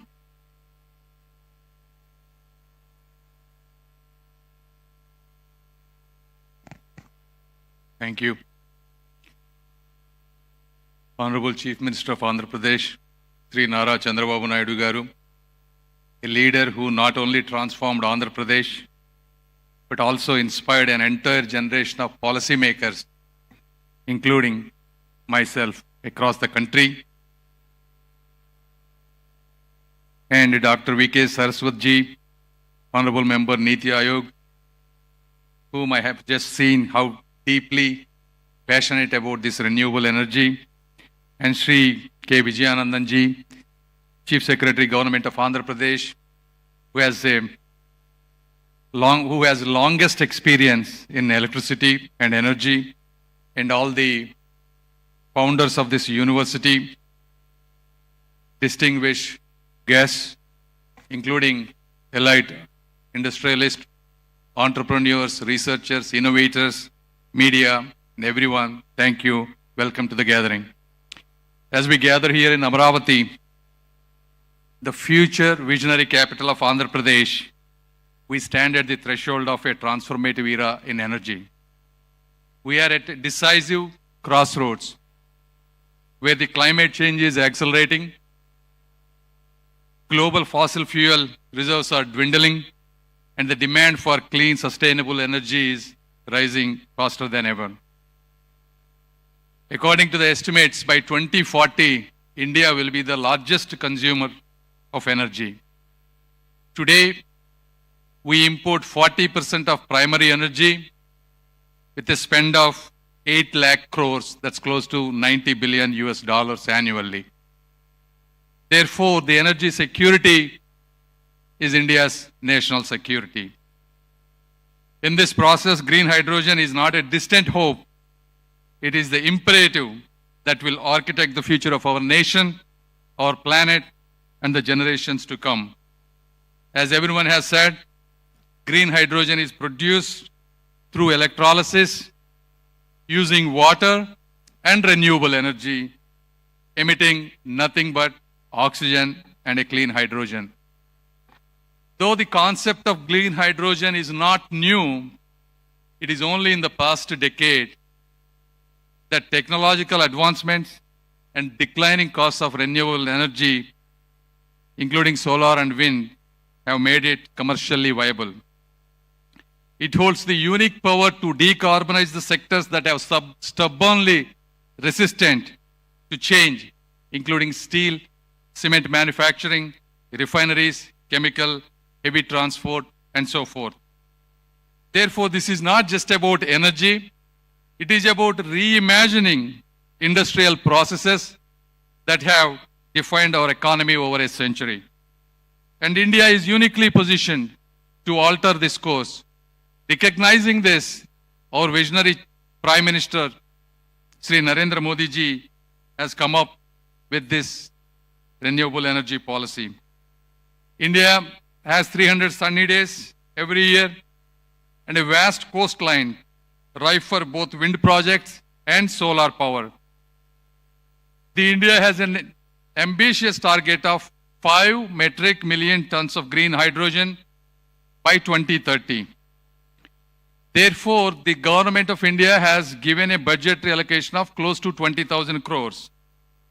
And the goal of these 20,000 crores is to reduce a current 8 lakh crore annual to every year 1 lakh crore reduction. So by 2030, we can largely get to independence in energy. Recognizing this national mission, and our Honorable Chief Minister, who is another visionary leader, wanted to take Andhra Pradesh to be the heartbeat of this hydrogen hub. If you look at his past history, when the India was going through national energy crisis in 1999, he introduced bold power reforms despite political repercussions. No other chief minister has dared to do these kind of reforms other than Sri Nara Chandrababu Naidu garu. And these reforms laid the foundation for the state's energy advancements today, reducing cost through solar and wind integration. His vision transformed Telangana into a global height and innovation hub today. He is replicating the same today with the Amaravati as a technology-driven capital by coming up with innovative ideas, Quantum Valley and probably Hydrogen Valley soon, along with sports cities, defense clusters, things that are rarely be seen by many other leaders other than him. And Andhra Pradesh has set this hydrogen hub, our targets out of 5 million metric tons of India's target, he wanted to produce 20% of that, that is 1 million metric tons in Andhra Pradesh alone by 2030. And this is not just a vision. We execute this by relentlessly working hard. If you look at it, NTPC Green Energy is investing 1.85 lakh crore. This is the India's largest green hydrogen hub, producing 1,500 tons per day of green hydrogen and another 7,500 tons of its derivatives, whether it is green ammonia, methanol, etc. And the second project, Hero Future Energies, this is the India's first green hydrogen plant, blending both hydrogen and LPG so that it's commercially viable. So these investments, along with our extensive ports, coastline, indicates signals to the world that clean energy can be scalable and profitable. Though, as our previous members have said, there are challenges. Cost is an issue. Globally, green hydrogen costs around $3 to $6 per kg, compared to gray hydrogen $1 to $2. Scaling up electrolyzer efficiency has been a challenge. India water scarcity is an issue. To produce 1 kilogram of green hydrogen, you need 9 liters of fresh water, and India's water requirements are doubling. Therefore, this is when the innovation is really important. Our Honorable Chief Minister has given huge lands for these universities, 100 acres, 200 acres, not just to set up world-class universities, to really innovate and problem solve, not just for Andhra Pradesh, but India and to the world. I mean, these are beautiful universities that were built with large investment, and we appreciate and thank the university. But at the same time, all these challenges, you look at the America, the Harvard, Stanford, Yale, these are the universities that solve large human problems. And we want SRM, WIT, and all the universities that are establishing here want to be the same way or probably better than them in the generations to come. And we have to solve these. What are the solutions, right? If you have the water scarcity, how can we do electrolyzers using salt water? How can we create lightweight storage? How can we create breakthrough in fuel cell chemistries? So these are all the things that both the industry, universities, and our government is always willing to do policy changes, whether it's tax breaks, subsidies, and the draft integrated plan of 2024. All of these must come together. With these right investments and government policies, we can create jobs and provide power to the rest of the world. And this is our moment to lead, to leap, and to leave a legacy. And I once again thank you for everyone being here and inviting me for this important conference. Thank you.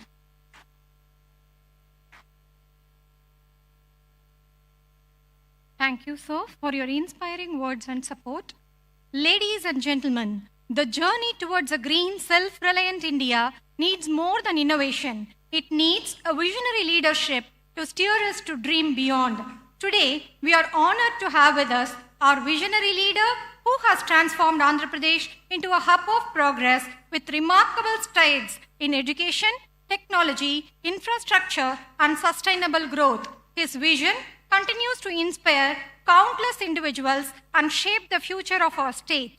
It is with great pride and deep respect that we now invite the statesman of our modern Andhra Pradesh, Honorable Chief Minister Sri Nara Chandrababu Naidu Garu, to share his vision and address this distinguished gathering.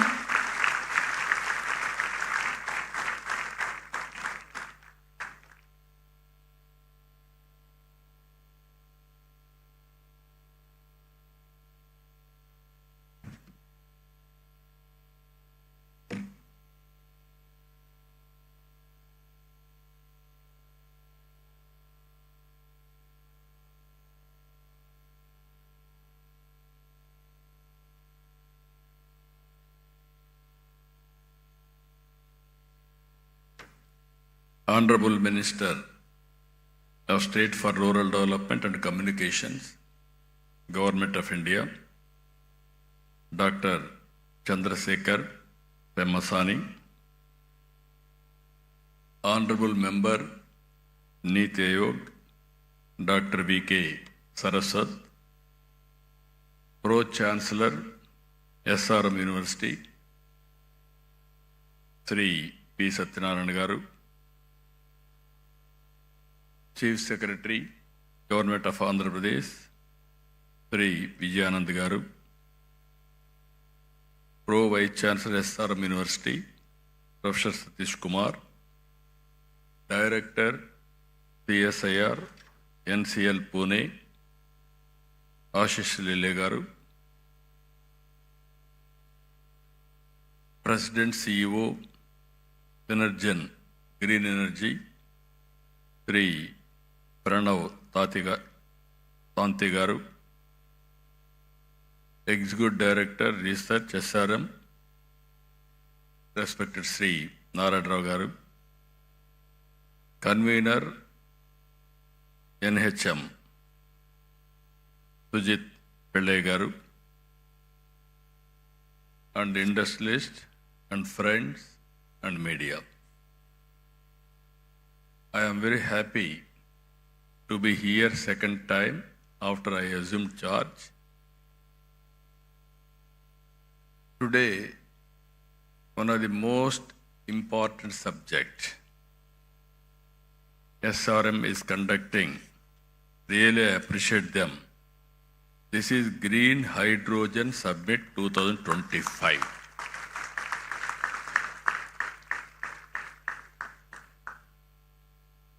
Why I am saying this is very, very important? I have seen transformation in energy sector and also fuel sector. If you can go back 40, 50 years back, at that time, no energy. India, when I born, elementary school, when I used to go to school, we used to use only lanterns. Youngsters may forget about it because you didn't witness that type of situation. After that, power has come, electricity has come to villages. That is a big news and also very, very surprise. Then if you see after some time when I became MLA, there was a big problem of energy, low voltage, all pump sets will be totally spoiled. Even sometimes all crops will be withered away. There were days when I was Chief Minister of Andhra Pradesh, 50% of time whenever there is a session, we are having a budget session in March. March is the best season for agriculture. They need power and also hot. Automatically there is no power. All MLAs used to block the assembly through adjournment motions. Then I used to discuss about, there were days we adjourn the assembly, go to the field, what is happening, and then come back and report to the assembly members. Then I thought in this country, better to go for reforms. Already one state has introduced reforms, Orissa. They were forced to withdraw reforms again because of pressure from public and political parties.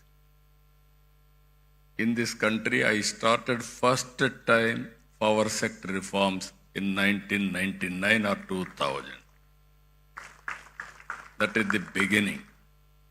First regulatory commission has been set up.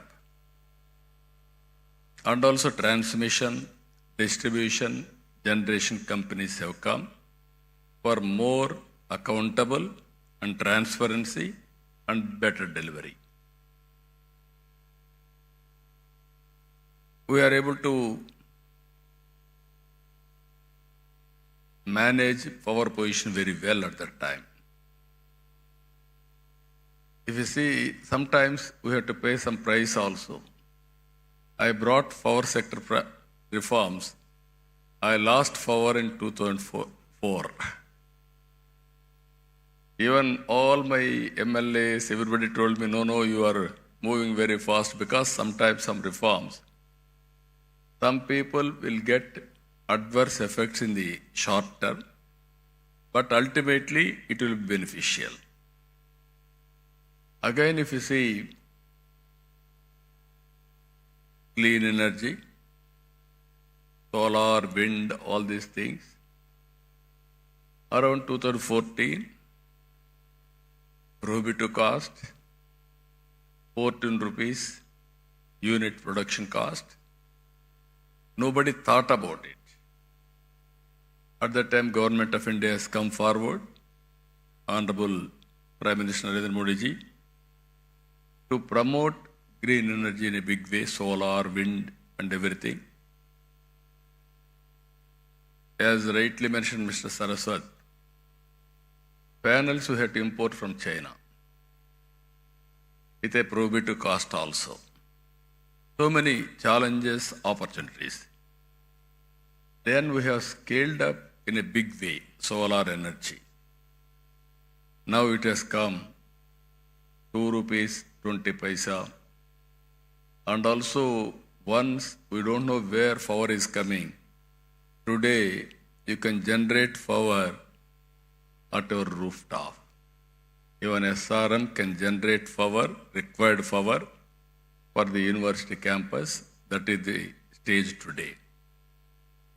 Because of solar power is coming, but it is only daytime when there is sunlight. There is a wind power. It will come only evening, that too whenever there is a wind. Now, pumped energy, that is one more concept I started not now, around 95, 97. In Sri Salem, I started reversible pumps for peak load factor, how to manage. Then that has gone at the time, sometimes power demand also is changing according to situation. Earlier I had a problem, power shortage in the evening and also morning, 10 to 11 like that, because agriculture operations. Today, power is generated during the day.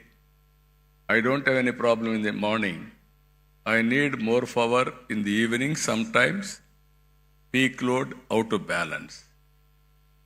Now pumped storage energy has come. Battery has come. Battery is very costly. But ultimately, sustainability is the problem and cost is the problem. Now we are all talking now. Clean hydrogen. That is where how to make it power cost effective and affordable. Either that is a very interesting experiment we are all thinking now. If you see global warming, all countries are moving how to go for green energy. If you see here, Honorable Prime Minister has announced 500 gigawatts non-fossil fuel energy by 2030. And also net zero by 2070. Clean hydrogen and its derivatives. We are aiming decarbonization. And we are discussing today and tomorrow here.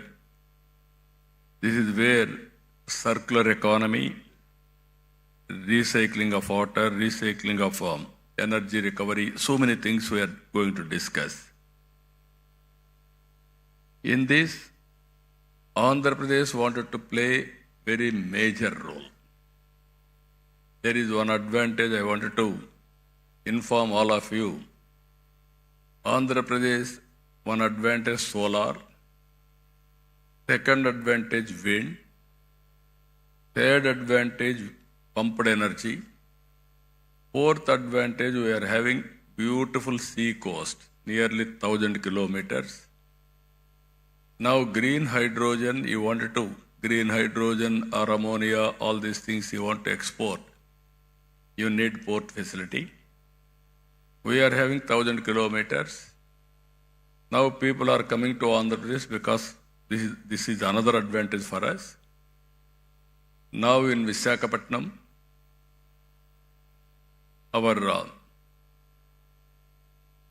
NetCap and Government of India NTPC subsidiary, they are going green hydrogen. Even Greenco is coming in a big way. Already they are having one hybrid model, what I told you very clearly, solar, wind and also pumped energy, very cost effective. Now they are going in a big way, green ammonia in Kakinada. Even one more friend from England has come now to start basing on Krishnapatnam. Now every 50 kilometers there will be one port in Andhra Pradesh in the near future. That is our plan. So that I wanted to make it logistics hub. If you see water is available, even I can say my chief secretary, who is an energy secretary also, he had an abundant experience in energy. I started power sector reforms. He worked nearly 14 to 15 years in energy sector. No other IAS officer had knowledge about it. He had enough knowledge. With all these factors, what I wanted to announce here, even Andhra Pradesh wanted to contribute nearly 160 gigawatt capacity of green energy in the near future out of 500. This is the policy we have announced with 10 lakh crores investment and also 7.5 lakh employment, and also green hydrogen and its derivatives 1.5 million metric tons per annum, electrolyzer manufacturing capacity 3 gigawatt, solar energy projects 78.5 gigawatts, wind energy projects 35 gigawatt, pumped storage energy 22 gigawatts. No other state is having this advantage. They may not have water or also hydrological balance also. Even we are going battery energy storage system 25 gigawatt forever. That is this is also needed as of today. Ethanol 15,000 kiloliters per day. Bio CNG, CBG 10,000 tons per day. Clean tech manufacturing 20 gigawatts. Mine module molecular. Even we are going electric vehicle charging infrastructure, nearly 500 stations. For this, we have given excellent incentives. You can go ahead. You can see incentives. Even incentives for electrolyzer manufacturing also one of the best policy. If anybody is giving better than us, you tell us, we will correct it, we will update it, we will provide all the incentives, number one incentives in the country. That is our commitment. So far, even so many companies have come. Even Reliance Industries has come. 500 compressed biogas plants. They are going to spend 65,000 crores. They are going to create 250,000 employment. Even Renew, largest RE complexes in the country, was held in Guntakal. They are going to spend 22,000 crores and also 1.50 gigawatt renewable energy project, along with one GWH PESS in 2 phases with the employment generation of 4,000. Even Power Renewable Energy Private Limited signed MOU. This is 7 gigawatt wind, solar, hybrid power projects with an annual estimated investment of 49,000 crores and employment potential of 33,000 employment. So this is where another company, AP, I told you already, NTPC and NetCap, Greenco also.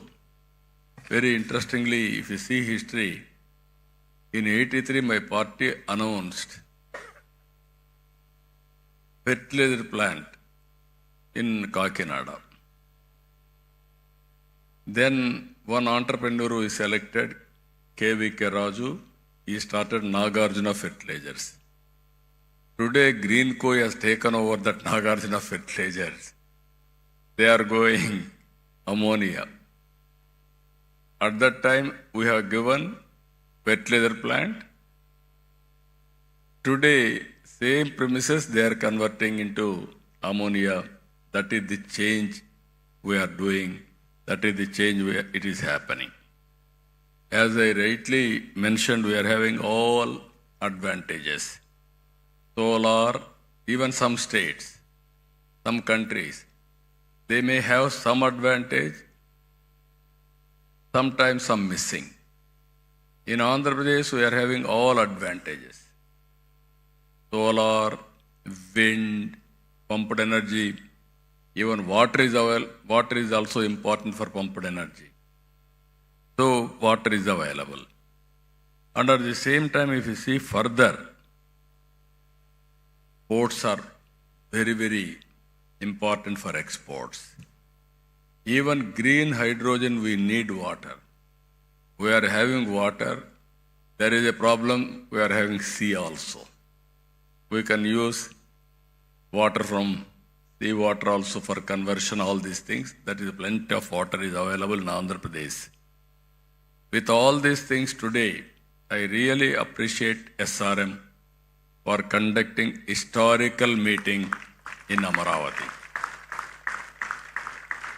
Why I am saying historical meeting? Recently, originally if you see, Hyderabad I started high-tech city focusing IT. Recently in Amaravati, we started Quantum Valley focusing artificial intelligence. Now today, I am very happy. We are focusing Hydrogen Valley starting from here. One is Quantum Valley, quantum computing, technology with deep tech, everything. How to protect environment. There you need green energy and also downstream industries, total ecosystem. You can imagine if you can protect nature and you can use technology in a big way, sky is the limit for development. Or otherwise we will have all problems. That is where two valleys are coming here. One is Quantum Valley for computing and also technology. One is Green Hydrogen Valley from here to protect nature for sustainability. That is very, very important. Here I am asking SRM. They have done good work. This is only the beginning. I am requesting SRM to take lead to bring industry, green hydrogen players who are all in the field, and also research organizations and all users. How to take to logical conclusion. Today, it is a matter of cost. If you scale up, and at the same time, if you can go for innovations, you are all here. Our youngsters are also here. Continuously you will think you will get so many solutions. How to get best solution for reducing the cost, thereby affordability. That is only a game changer. For this, hydrogen storage, transportation, and so many things, we can work it out. There I am saying today, after today, tomorrow, all discussions will conclude. We will declare Amaravati Green Hydrogen Declaration 2025. Same day, next year we will meet again to review what we have done, what is the progress. Bring knowledge available globally bring all experts and players available globally, and also we will improve further with value addition. If you can provide all solutions, I am here to give proof of concept. Some chief ministers may not understand, but our Prime Minister is very clear. He had a clarity in technology and also vision. That is where I am saying always, right time, right place, right person. That is Narendra Modi ji as on today. Now India is having very good advantages. I am telling you again and again. Reforms has been started in 1991. First mover advantage in technology, that is 1995. Demographic dividend as a windfall gain. All other countries are facing a problem of aging, where India is able to provide capable and also very, very effective human resources to solve their problems. That is the strength of India today. Even some countries are depending on India for solving their problems or serving their community. India is having capacity to serve that. So with all advantages, I am appealing all of you, 2 days, have a good time, and also bring all innovative ideas and give it to us. We will implement it. We will meet again next year, same time here. What we have done, proof of concept, and then scale it up, then replicate, then it will be model for the global community also. That is where we are going to do it. I am very happy. This is very, very innovative summit and creative summit. Earlier, all education institutions means only teaching, only academic, not application. Even abroad, every university you are seeing, either Stanford, Harvard, or Purdue, so many universities, they are bringing all players together and they are giving solutions for the problem. We have spent so much of money, but always you have to keep it in mind. What we learn has to be used for outcomes. If you provide a proof of concept, then it is a reality. Otherwise, it is only a theory. Then you have to train again for providing proof of concept. Now in India also we are changing our approach. Our universities are doing very well, either IITs or universities like SRM and other universities are doing very well. I wanted to make Amaravati as an education hub for global knowledge. That is what I am thinking to promote here. SRM is here, WIT is here, SLRI has come, even BITS Pilani is here, Amma University is here. I wanted to bring other universities globally, the best universities. I am asking all universities to focus 3-4 subjects.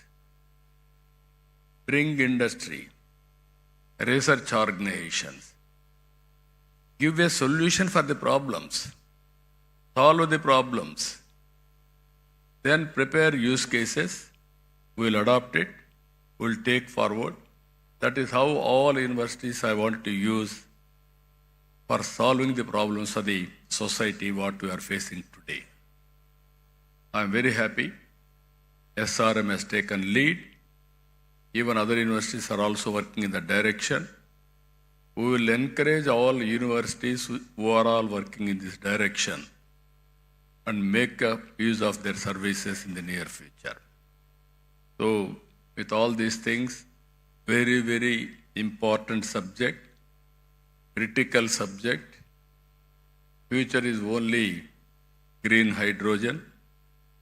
It is a game changer. How to take logical conclusion One is affordability, second is cost effective. These two aspects, if you can break through, even I am asking all youngsters, they have to do innovative ideas, brainstorming with their colleagues, come to solutions. Even if you see today, Vijayawada and also Visakhapatnam are the best top 10 cities in India for having excellent skills. That is where reports are coming. In future, Andhra Pradesh will be the best state for entrepreneurship and also skills available in the country. That is what is going to happen in the near future. With all these things, really, I appreciate Mr. Satyanarayana, Pro Chancellor, SRM, and Narayan Rao. Always he is pushing things. I wish him all the best. Once again, all members who are all assembled here, best of luck. I wish all the best. Thank you, one and all.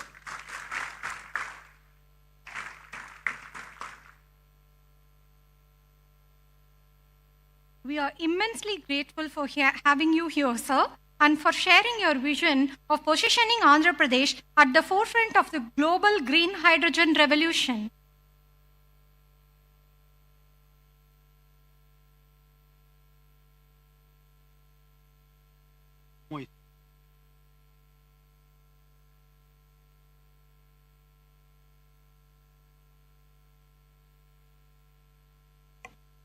We are gathered here today in this landmark occasion to witness the signing of the two transformative memorandums of understanding between the Government of Andhra Pradesh with Yamuna and JKSH and Infra.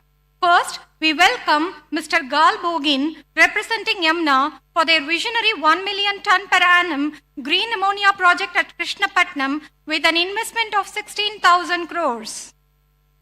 Next, we are honored to invite Mr. Tomoho Umeda, representing JKSH and Infra, for their ambitious project at Machilipatnam, comprising 150 KTPA green hydrogen and 600 KTPA green ammonia, with a massive investment of rupees 35,000 crores. Together, these initiatives are expected to generate approximately 10,500 employment opportunities, reinforcing Andhra Pradesh emergence as a global hub for sustainable energy innovation. These projects are being facilitated by Dr. M. Kamalakar Babu, Vice Chairman and Managing Director of NRED-CAP, under the guidance of the Energy Department, Government of Andhra Pradesh. Let's now proceed to the ceremonial signing of the MOUs, symbolizing a shared commitment to clean energy, economic development, and the global collaboration.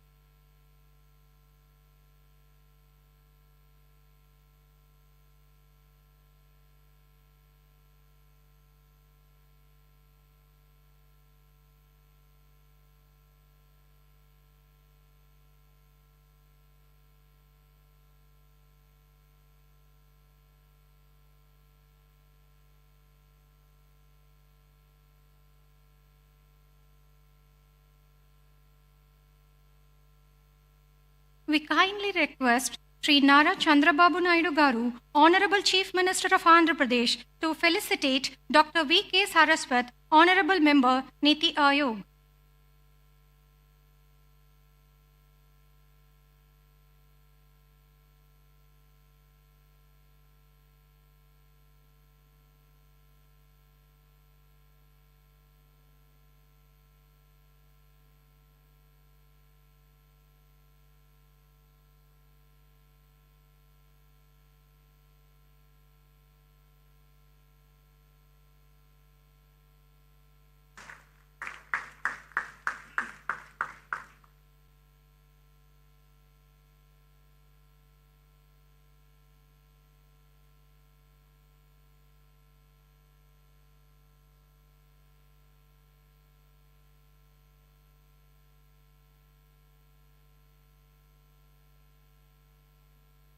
We kindly request Dr. P. Satyanarayanan, Pro-Chancellor, SRM University, Andhra Pradesh, to felicitate Sri Nara Chandrababu Naidu Garu, Honorable Chief Minister of Andhra Pradesh.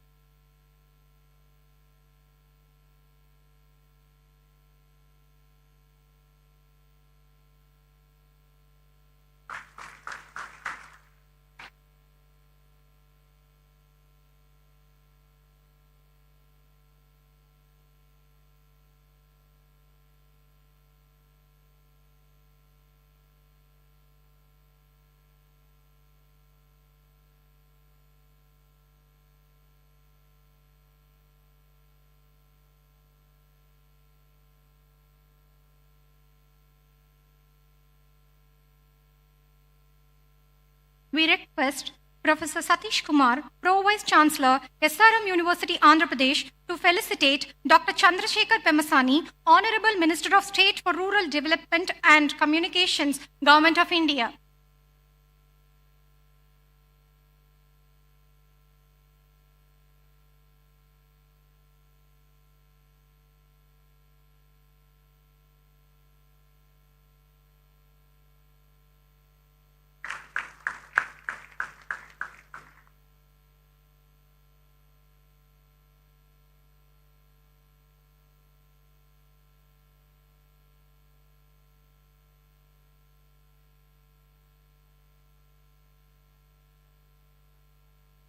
We kindly request Sri Nara Chandrababu Naidu Garu, Honorable Chief Minister of Andhra Pradesh, to felicitate Dr. V.K. Saraswat, Honorable Member, Niti Aayog.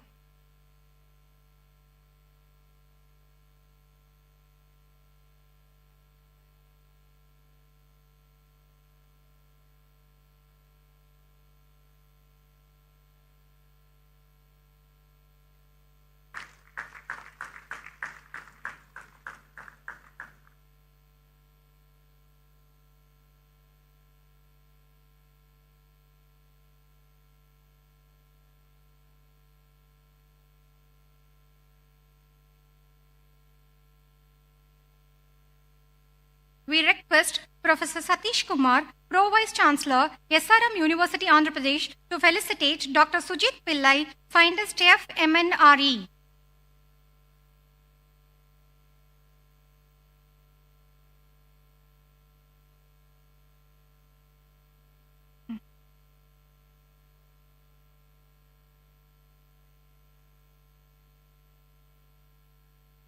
We request Professor D. Narayan Rao, Sir, Executive Director, Research, SRM Group of Institutions, to felicitate Dr. Ashish Lile, Director, CSIR, NCL, Pune.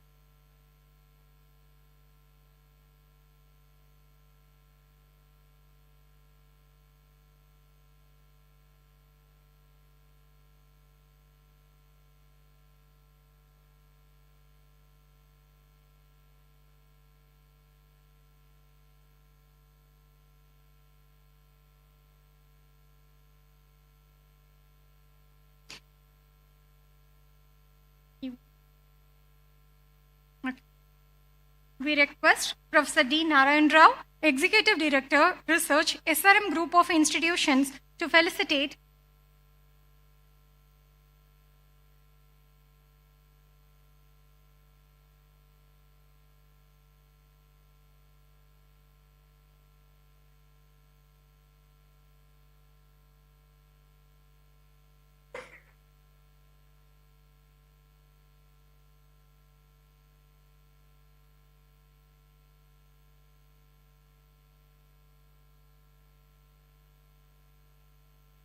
We request Professor D. Narayan Rao, Executive Director, Research, SRM Group of Institutions, to felicitate Dr. Ashish Lele, Director, CSIR NCL Pune.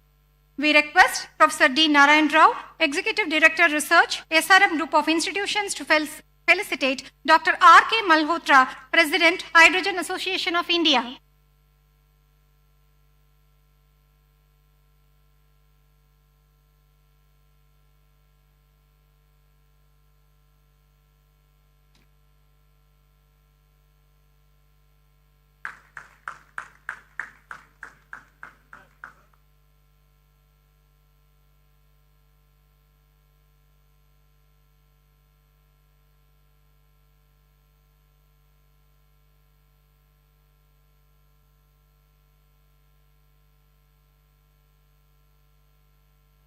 We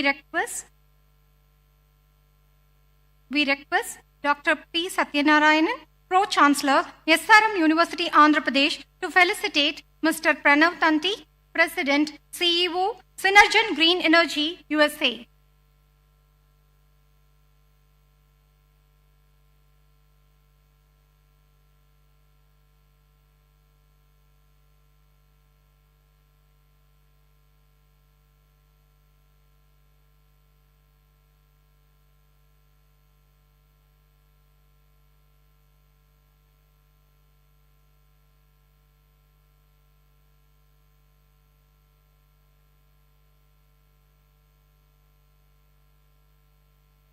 We request Dr. P. Satyanarayanan, Pro-Chancellor, SRM University, Andhra Pradesh, to felicitate Sri K. Vijayanand, Chief Secretary, Government of Andhra Pradesh.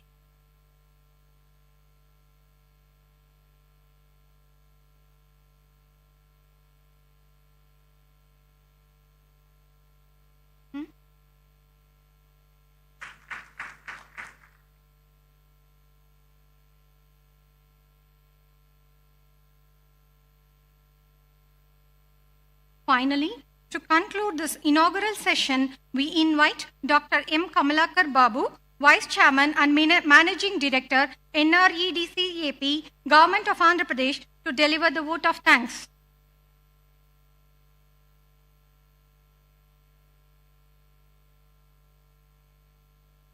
Sir, on the occasion of Green Hydrogen Summit 2025 today, it's my privilege and honor to deliver the vote of thanks at this landmark and inspiring inauguration ceremony.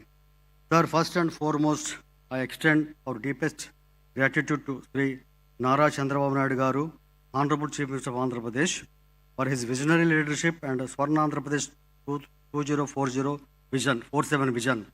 His commitment to sustainable development and the transformative integrated clean energy policy 2024 has laid down the foundation of Andhra Pradesh to emerge as a national leader in green hydrogen and also renewable energy innovation.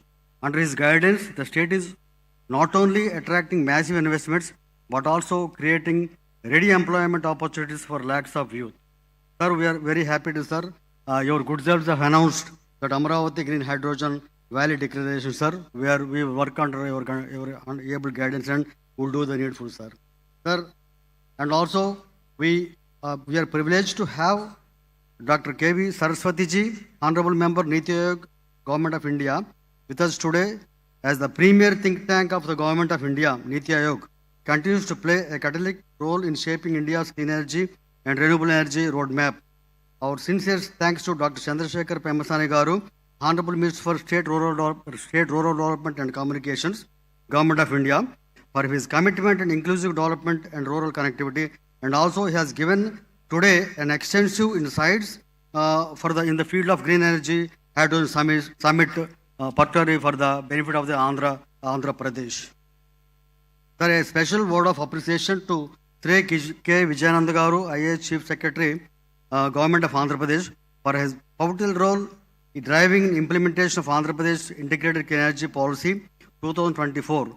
His administrative leadership and technical expertise in Energy Department has been instrumental in enabling the rapid progress of green hydrogen initiatives and fostering robust clean energy ecosystem in the state. We extend our heartfelt thanks to Dr. P. Satyanarayanan, Pro Vice Chancellor, Pro-Chancellor for SRM University, AP, for hosting the summit and for his vision in making SRM a center of excellence in clean energy, education and research.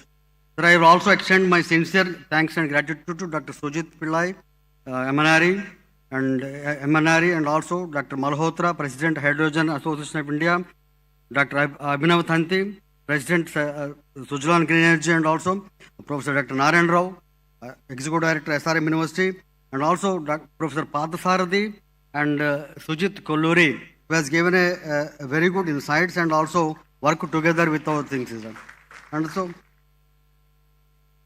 sir, to all the CEOs and industries leaders present, thank you very much for your commitment and to innovation and investment in Andhra Pradesh, green hydrogen's ecosystem. Your collaboration is vital to achieving our ambitious targets. We also wish to acknowledge the invaluable contribution to our organizing partners, SRM University, Andhra Pradesh, IIT Tirupati, MNRE Government of India, NetCap. Your collective efforts have made the summit possible and impactful. To our sponsors and industry sponsors, thank you for your generous support and belief in your vision, sustainable future powered by green hydrogen. We sincerely extend our gratitude to press and electronic media, whose relentless service to and also main pillars for the dissemination of the information to the entire state and country. We also express our sincere thanks to CMO officials and district administration for their time and guidance to make this program successful. Finally, all the professors, students, esteemed guests, volunteers and dignitaries present here today, thank you for your enthusiasm, dedication and participation. Your presence marks the beginning of a transformative journey toward a greener tomorrow. Let us carry forward the momentum to today's inauguration, fostering deeper collaboration, driving policy innovation and catalyzing strategic investments as we collectively shape the future of green hydrogen in Andhra Pradesh and beyond. Thanks everybody. Jai Hind, Jai Andhra Pradesh.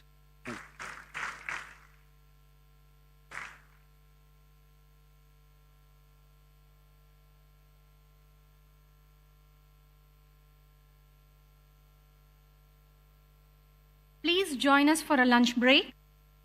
We encourage you to use this time to connect with other participants and visit the booths in the exhibition area. Our volunteers will guide you. Please be... As on today. Now India is having very good advantages. I'm telling you again and again. Reforms has been started in 1991. First mover advantage in technology, that is 1995. Demographic dividend as a windfall gain. All other countries are facing a problem of aging, where India is able to provide capable and also very, very effective human resources to solve their problems. That is the strength of India today. Even some countries are depending on India for solving their problems or serving their community. India is having capacity to serve that. So with all advantages, I am appealing all of you, 2 days, have a good time, and also bring all innovative ideas and give it to us. We will implement it. We will meet again next year, same time here. What we have done, proof of concept, and then scale it up, then replicate, then it will be model for the global community also. That is where we are going to do it. I am very happy. This is very, very innovative summit and creative summit. Earlier, all education institutions means only teaching, only academic, not application. Even abroad, every university you are seeing, either Stanford, Harvard, or Purdue, so many universities, they are bringing all players together and they are giving solutions for the problem.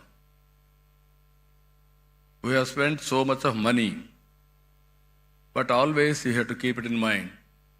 What we learn has to be used for outcomes.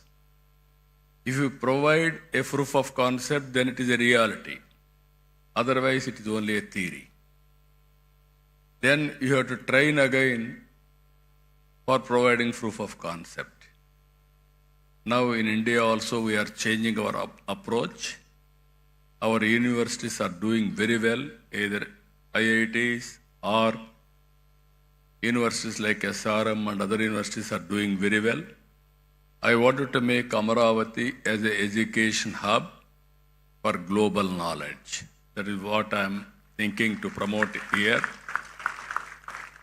SRM is here, WIT is here, SLRI has come, even BITS Pilani is here, Amma University is here. I wanted to bring other universities, globally the best universities. I am asking all universities to focus 3-4 subjects. Bring industry, research organizations, give a solution for the problems, solve the problems, then prepare use cases, we will adopt it, we will take forward. That is how all universities I want to use for solving the problems of the society what we are facing today. I am very happy SRM has taken lead. Even other universities are also working in that direction. We will encourage all universities who are all working in this direction and make use of their services in the near future. So, with all these things, very, very important subject, critical subject. Future is only green hydrogen. It is a game changer. How to take logical conclusion? One is affordability. Second is cost effective. These two aspects, if you can break through, even I am asking all youngsters, they have to do innovative ideas, brainstorming with their colleagues, come to solutions. Even if you see today, Vijayawada and also Visakhapatnam are the best top 10 cities in India for having excellent skills. That is where reports are coming. In future, Andhra Pradesh will be the best state for entrepreneurship and also skills available in the country. That is what is going to happen in the near future. With all these things, really, I appreciate Mr. Satyanarayana, Pro-Chancellor, SRM, and Narayan Rao. Always is pushing things. I wish him all the best. Once again, all members who are all assembled here, best of luck. I wish all the best. Thank you, one and all.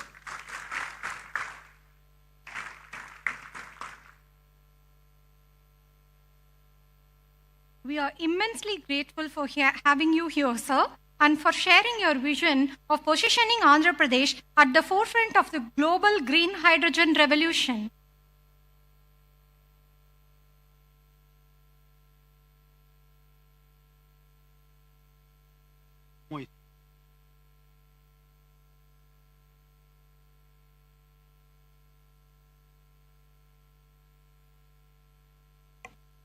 We are gathered here today in this landmark occasion to witness the signing of the two transformative memorandums of understanding between the Government of Andhra Pradesh with Yamuna and JKSH and Hinfra.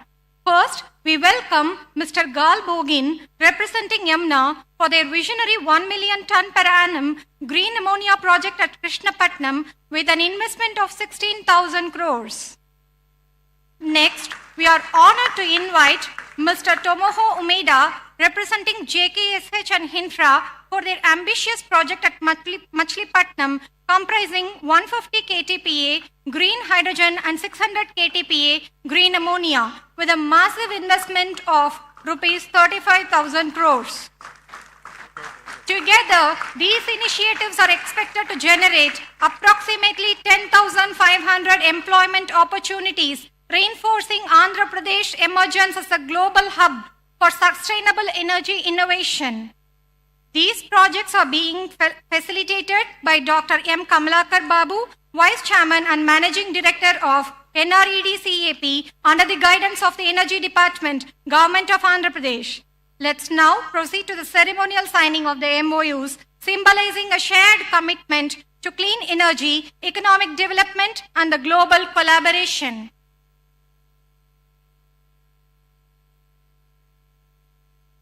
That is Narendra Modi ji as on today. Now India is having very good advantages. I'm telling you again and again. Reforms has been started in 1991. First mover advantage in technology, that is 1995. Demographic dividend as a windfall gain.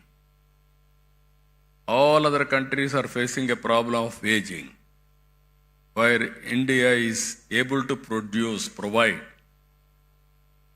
capable and also very, very effective human resources to solve their problems. That is the strength of India today. Even some countries are depending on India for solving their problems or serving their community. India is having capacity to serve that. So with all advantages, I am appealing all of you, 2 days, have a good time, and also bring all innovative ideas and give it to us. We will implement it. We will meet again next year, same time here. What we have done, proof of concept, and then scale it up, then replicate, then it will be model for the global community also. That is where we are going to do it. I am very happy. This is very, very innovative summit and creative summit. Earlier, all education institutions means only teaching, only academic, not application. Even abroad, every university you are seeing, either Stanford, Harvard, or Purdue, so many universities, they are bringing all players together and they are giving solutions for the problem. We have spent so much of money, but always you have to keep it in mind. What we learn has to be used for outcomes. If you provide a proof of concept, then it is a reality. Otherwise, it is only a theory. Then you have to train again for providing proof of concept. Now in India also we are changing our approach. Our universities are doing very well, either IITs or universities like SRM and other universities are doing very well. I wanted to make Amaravati as an education hub for global knowledge. That is what I am thinking to promote here. SRM is here, WIT is here, SLRI has come, even BITS Pilani is here, Amma University is here. I wanted to bring other universities globally, the best universities. I am asking all universities to focus 3-4 subjects. Bring industry, research organizations, give a solution for the problems, solve the problems, then prepare use cases, we will adopt it, we will take forward. That is how all universities I want to use for solving the problems of the society, what we are facing today. I am very happy. SRM has taken lead. Even other universities are also working in that direction. We will encourage all universities who are all working in this direction and make use of their services in the near future. So, with all these things, very, very important subject, critical subject. Future is only green hydrogen. It is a game changer. How to take logical conclusion? One is affordability. Second is cost effective. These two aspects, if you can break through, even I am asking all youngsters, they have to do innovative ideas, brainstorming with their colleagues, come to solutions. Even if you see today, Vijayawada and also Visakhapatnam are the best top 10 cities in India for having excellent skills. That is where reports are coming. In future, Andhra Pradesh will be the best state for entrepreneurship and also skills available in the country. That is what is going to happen in the near future. With all these things, really, I appreciate Mr. Satyanarayana, Pro-Chancellor, SRM, and Narayan Rao. Always he is pushing things. I wish him all the best. Once again, all members who are all assembled here, best of luck. I wish all the best. Thank you, one and all.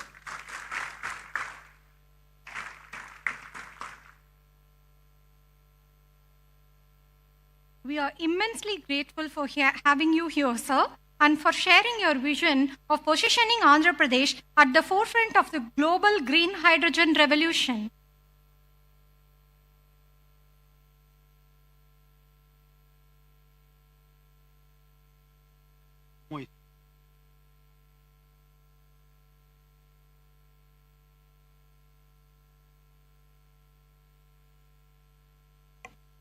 We are gathered here today in this landmark occasion to witness the signing of the two transformative memorandums of understanding between the Government of Andhra Pradesh with Yamuna and JKSH and Infra. First, we welcome Mr. Gal Bogin, representing Yamuna, for their visionary 1 million ton per annum green ammonia project at Krishnapatnam with an investment of 16,000 crores. Next, we are honored to invite Mr. Tomoho Umeda, representing JKSH and Infra, for their ambitious project at Machilipatnam, comprising 150 KTPA green hydrogen and 600 KTPA green ammonia, with a massive investment of rupees 35,000 crores. Together, these initiatives are expected to generate approximately 10,500 employment opportunities, reinforcing Andhra Pradesh emergence as a global hub for sustainable energy innovation. These projects are being facilitated by Dr. M. Kamalakar Babu, Vice Chairman and Managing Director of NRED-CAP, under the guidance of the Energy Department, Government of Andhra Pradesh.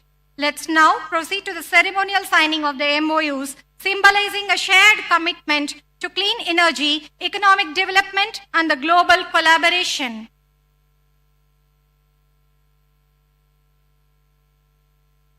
That is Narendra Modi ji as on today. Now India is having very good advantages. I'm telling you again and again. Reforms has been started in 1991. First more advantage in technology, that is 1995. Demographic dividend as a windfall gain. All other countries are facing a problem of aging, where India is able to provide capable and also very, very effective human resources to solve their problems. That is the strength of India today. Even some countries are depending on India for solving their problems or serving their community. India is having capacity to serve that.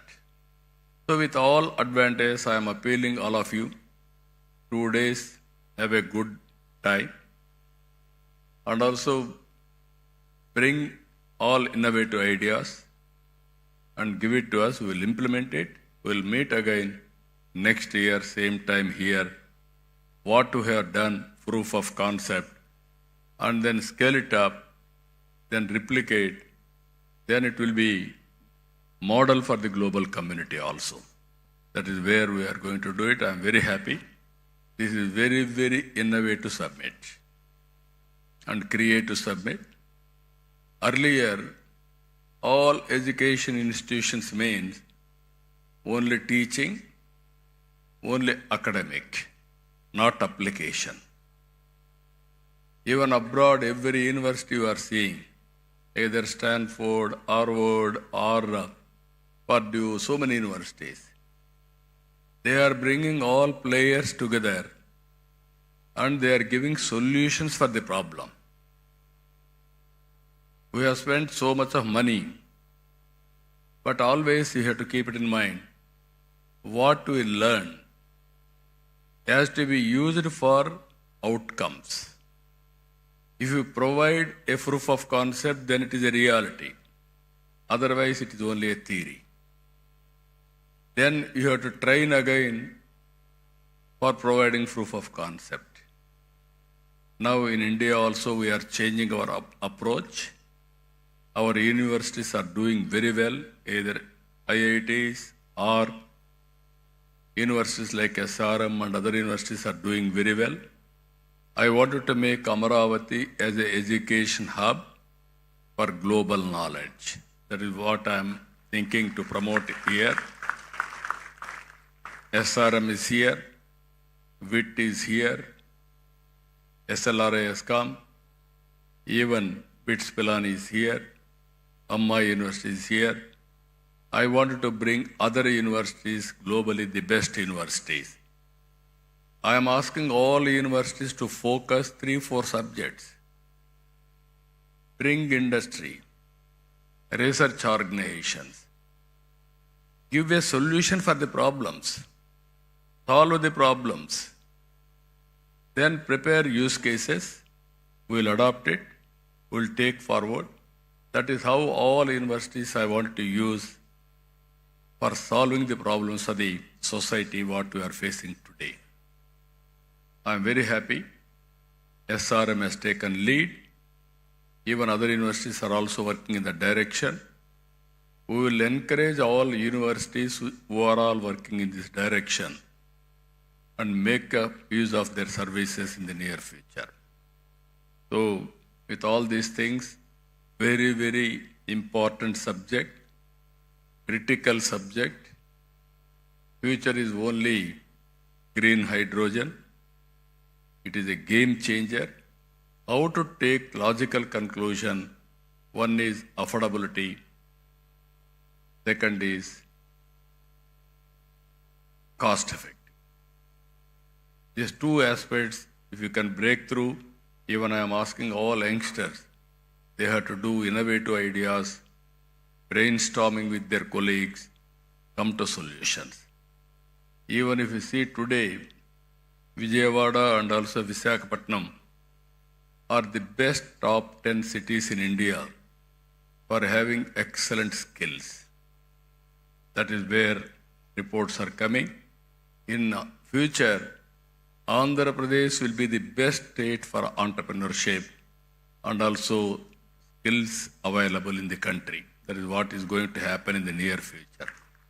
With all these things, really, I appreciate Mr. Satyanarayana, Pro-Chancellor, SRM, and Narayan Rao. Always he is pushing things. I wish him all the best. Once again, all members who are all assembled here, best of luck. I wish all the best. Thank you, one and all.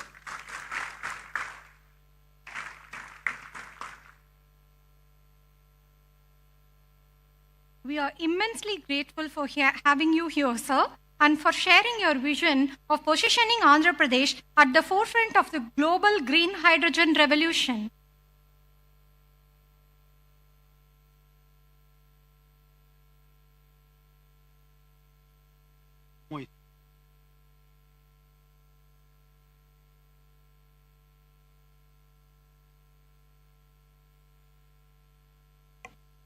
We are gathered here today in this landmark occasion to witness the signing of the two transformative memorandums of understanding between the Government of Andhra Pradesh with Yamuna and JKSH and Hinfra, First, we welcome Mr. Gal Bogin, representing Yamuna, for their visionary 1 million ton per annum green ammonia project at Krishnapatnam with an investment of 16,000 crores. Next, we are honored to invite Mr. Tomoho Umeda, representing JKSH and Hinfra, for their ambitious project at Machilipatnam, comprising 150 KTPA green hydrogen and 600 KTPA green ammonia, with a massive investment of rupees 35,000 crores. Together, these initiatives are expected to generate approximately 10,500 employment opportunities, reinforcing Andhra Pradesh emergence as a global hub for sustainable energy innovation. These projects are being facilitated by Dr. M. Kamalakar Babu, Vice Chairman and Managing Director of NRED-CAP, under the guidance of the Energy Department, Government of Andhra Pradesh. Let's now proceed to the ceremonial signing of the MOUs, symbolizing a shared commitment to clean energy, economic development, and the global collaboration.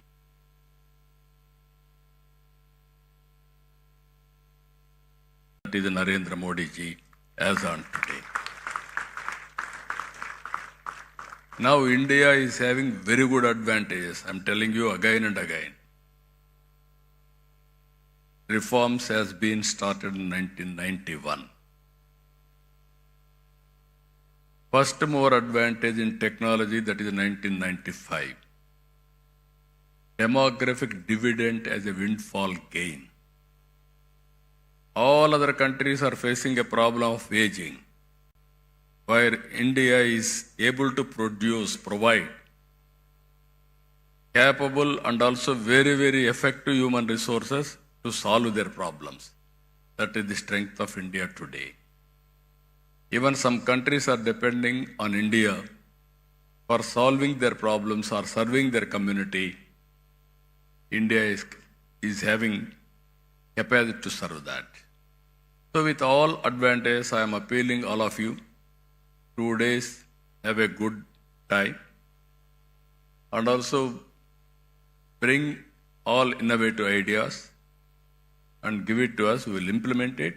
We will meet again next year, same time here. What we have done, proof of concept, and then scale it up, then replicate, then it will be model for the global community also. That is where we are going to do it. I am very happy. This is very, very innovative summit and creative summit. Earlier, all education institutions means only teaching, only academic, not application.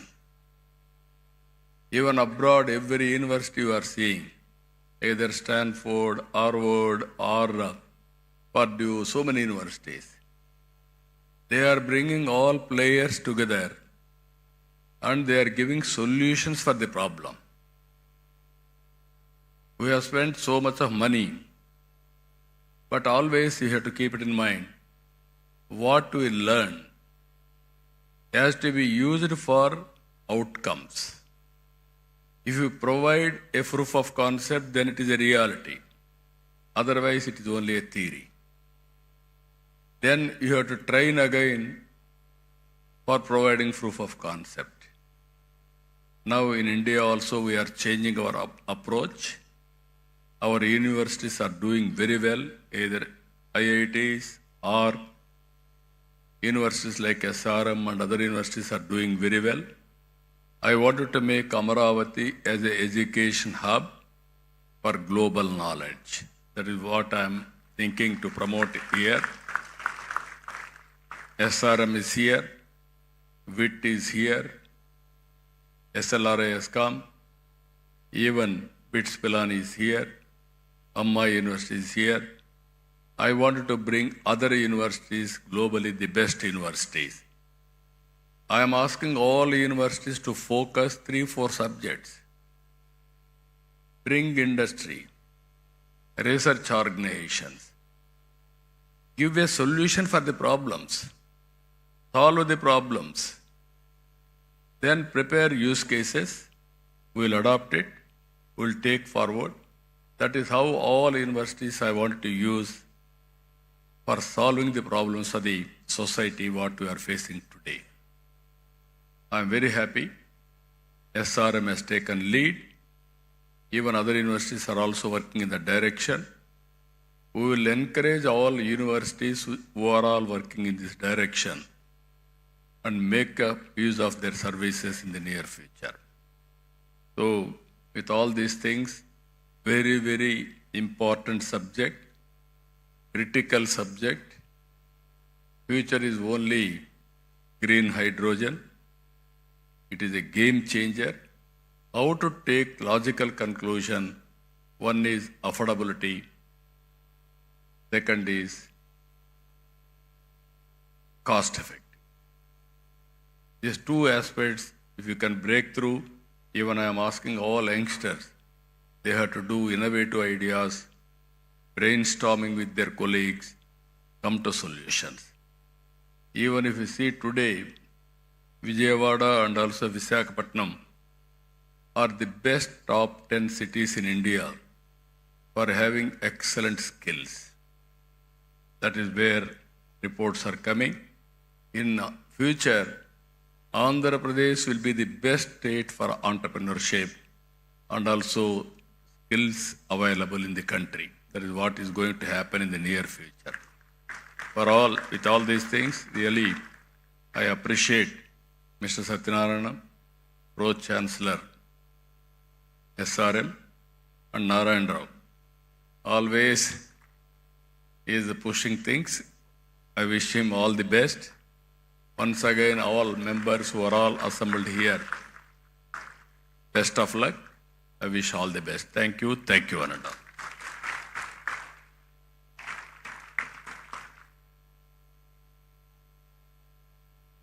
We are immensely grateful for having you here, sir, and for sharing your vision of positioning Andhra Pradesh at the forefront of the global green hydrogen revolution.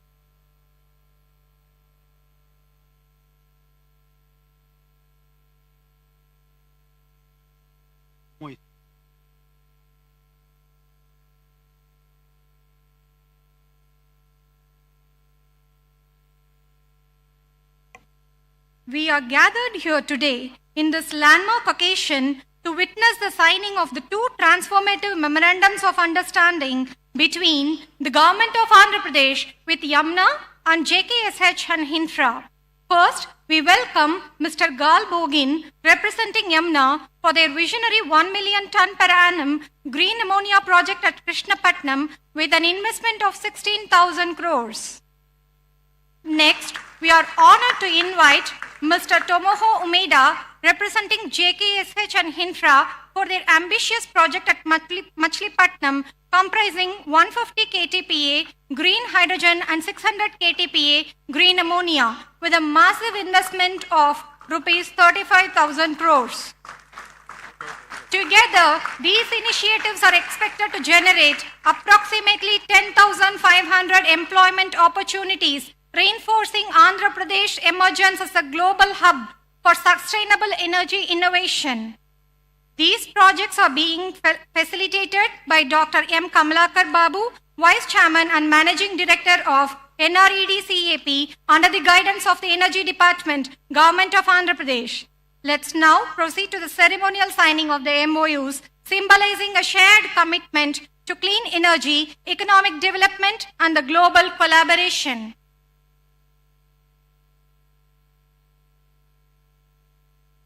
That is Narendra Modi ji as on today.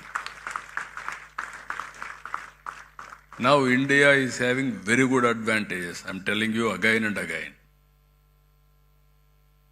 Reforms has been started in 1991. First mover advantage in technology, that is 1995. Demographic dividend as a windfall gain. All other countries are facing a problem of aging, where India is able to provide capable and also very, very effective human resources to solve their problems. That is the strength of India today. Even some countries are depending on India for solving their problems or serving their community, India is having capacity to serve that. So with all advantage, I am appealing all of you, 2 days, have a good time, and also bring all innovative ideas and give it to us. We will implement it. We will meet again next year, same time here. What we have done, proof of concept, and then scale it up, then replicate, then it will be model for the global community also. That is where we are going to do it. I am very happy. This is very, very innovative summit and creative summit. Earlier, all education institutions means only teaching, only academic, not application. Even abroad, every university you are seeing, either Stanford, Harvard, or Purdue,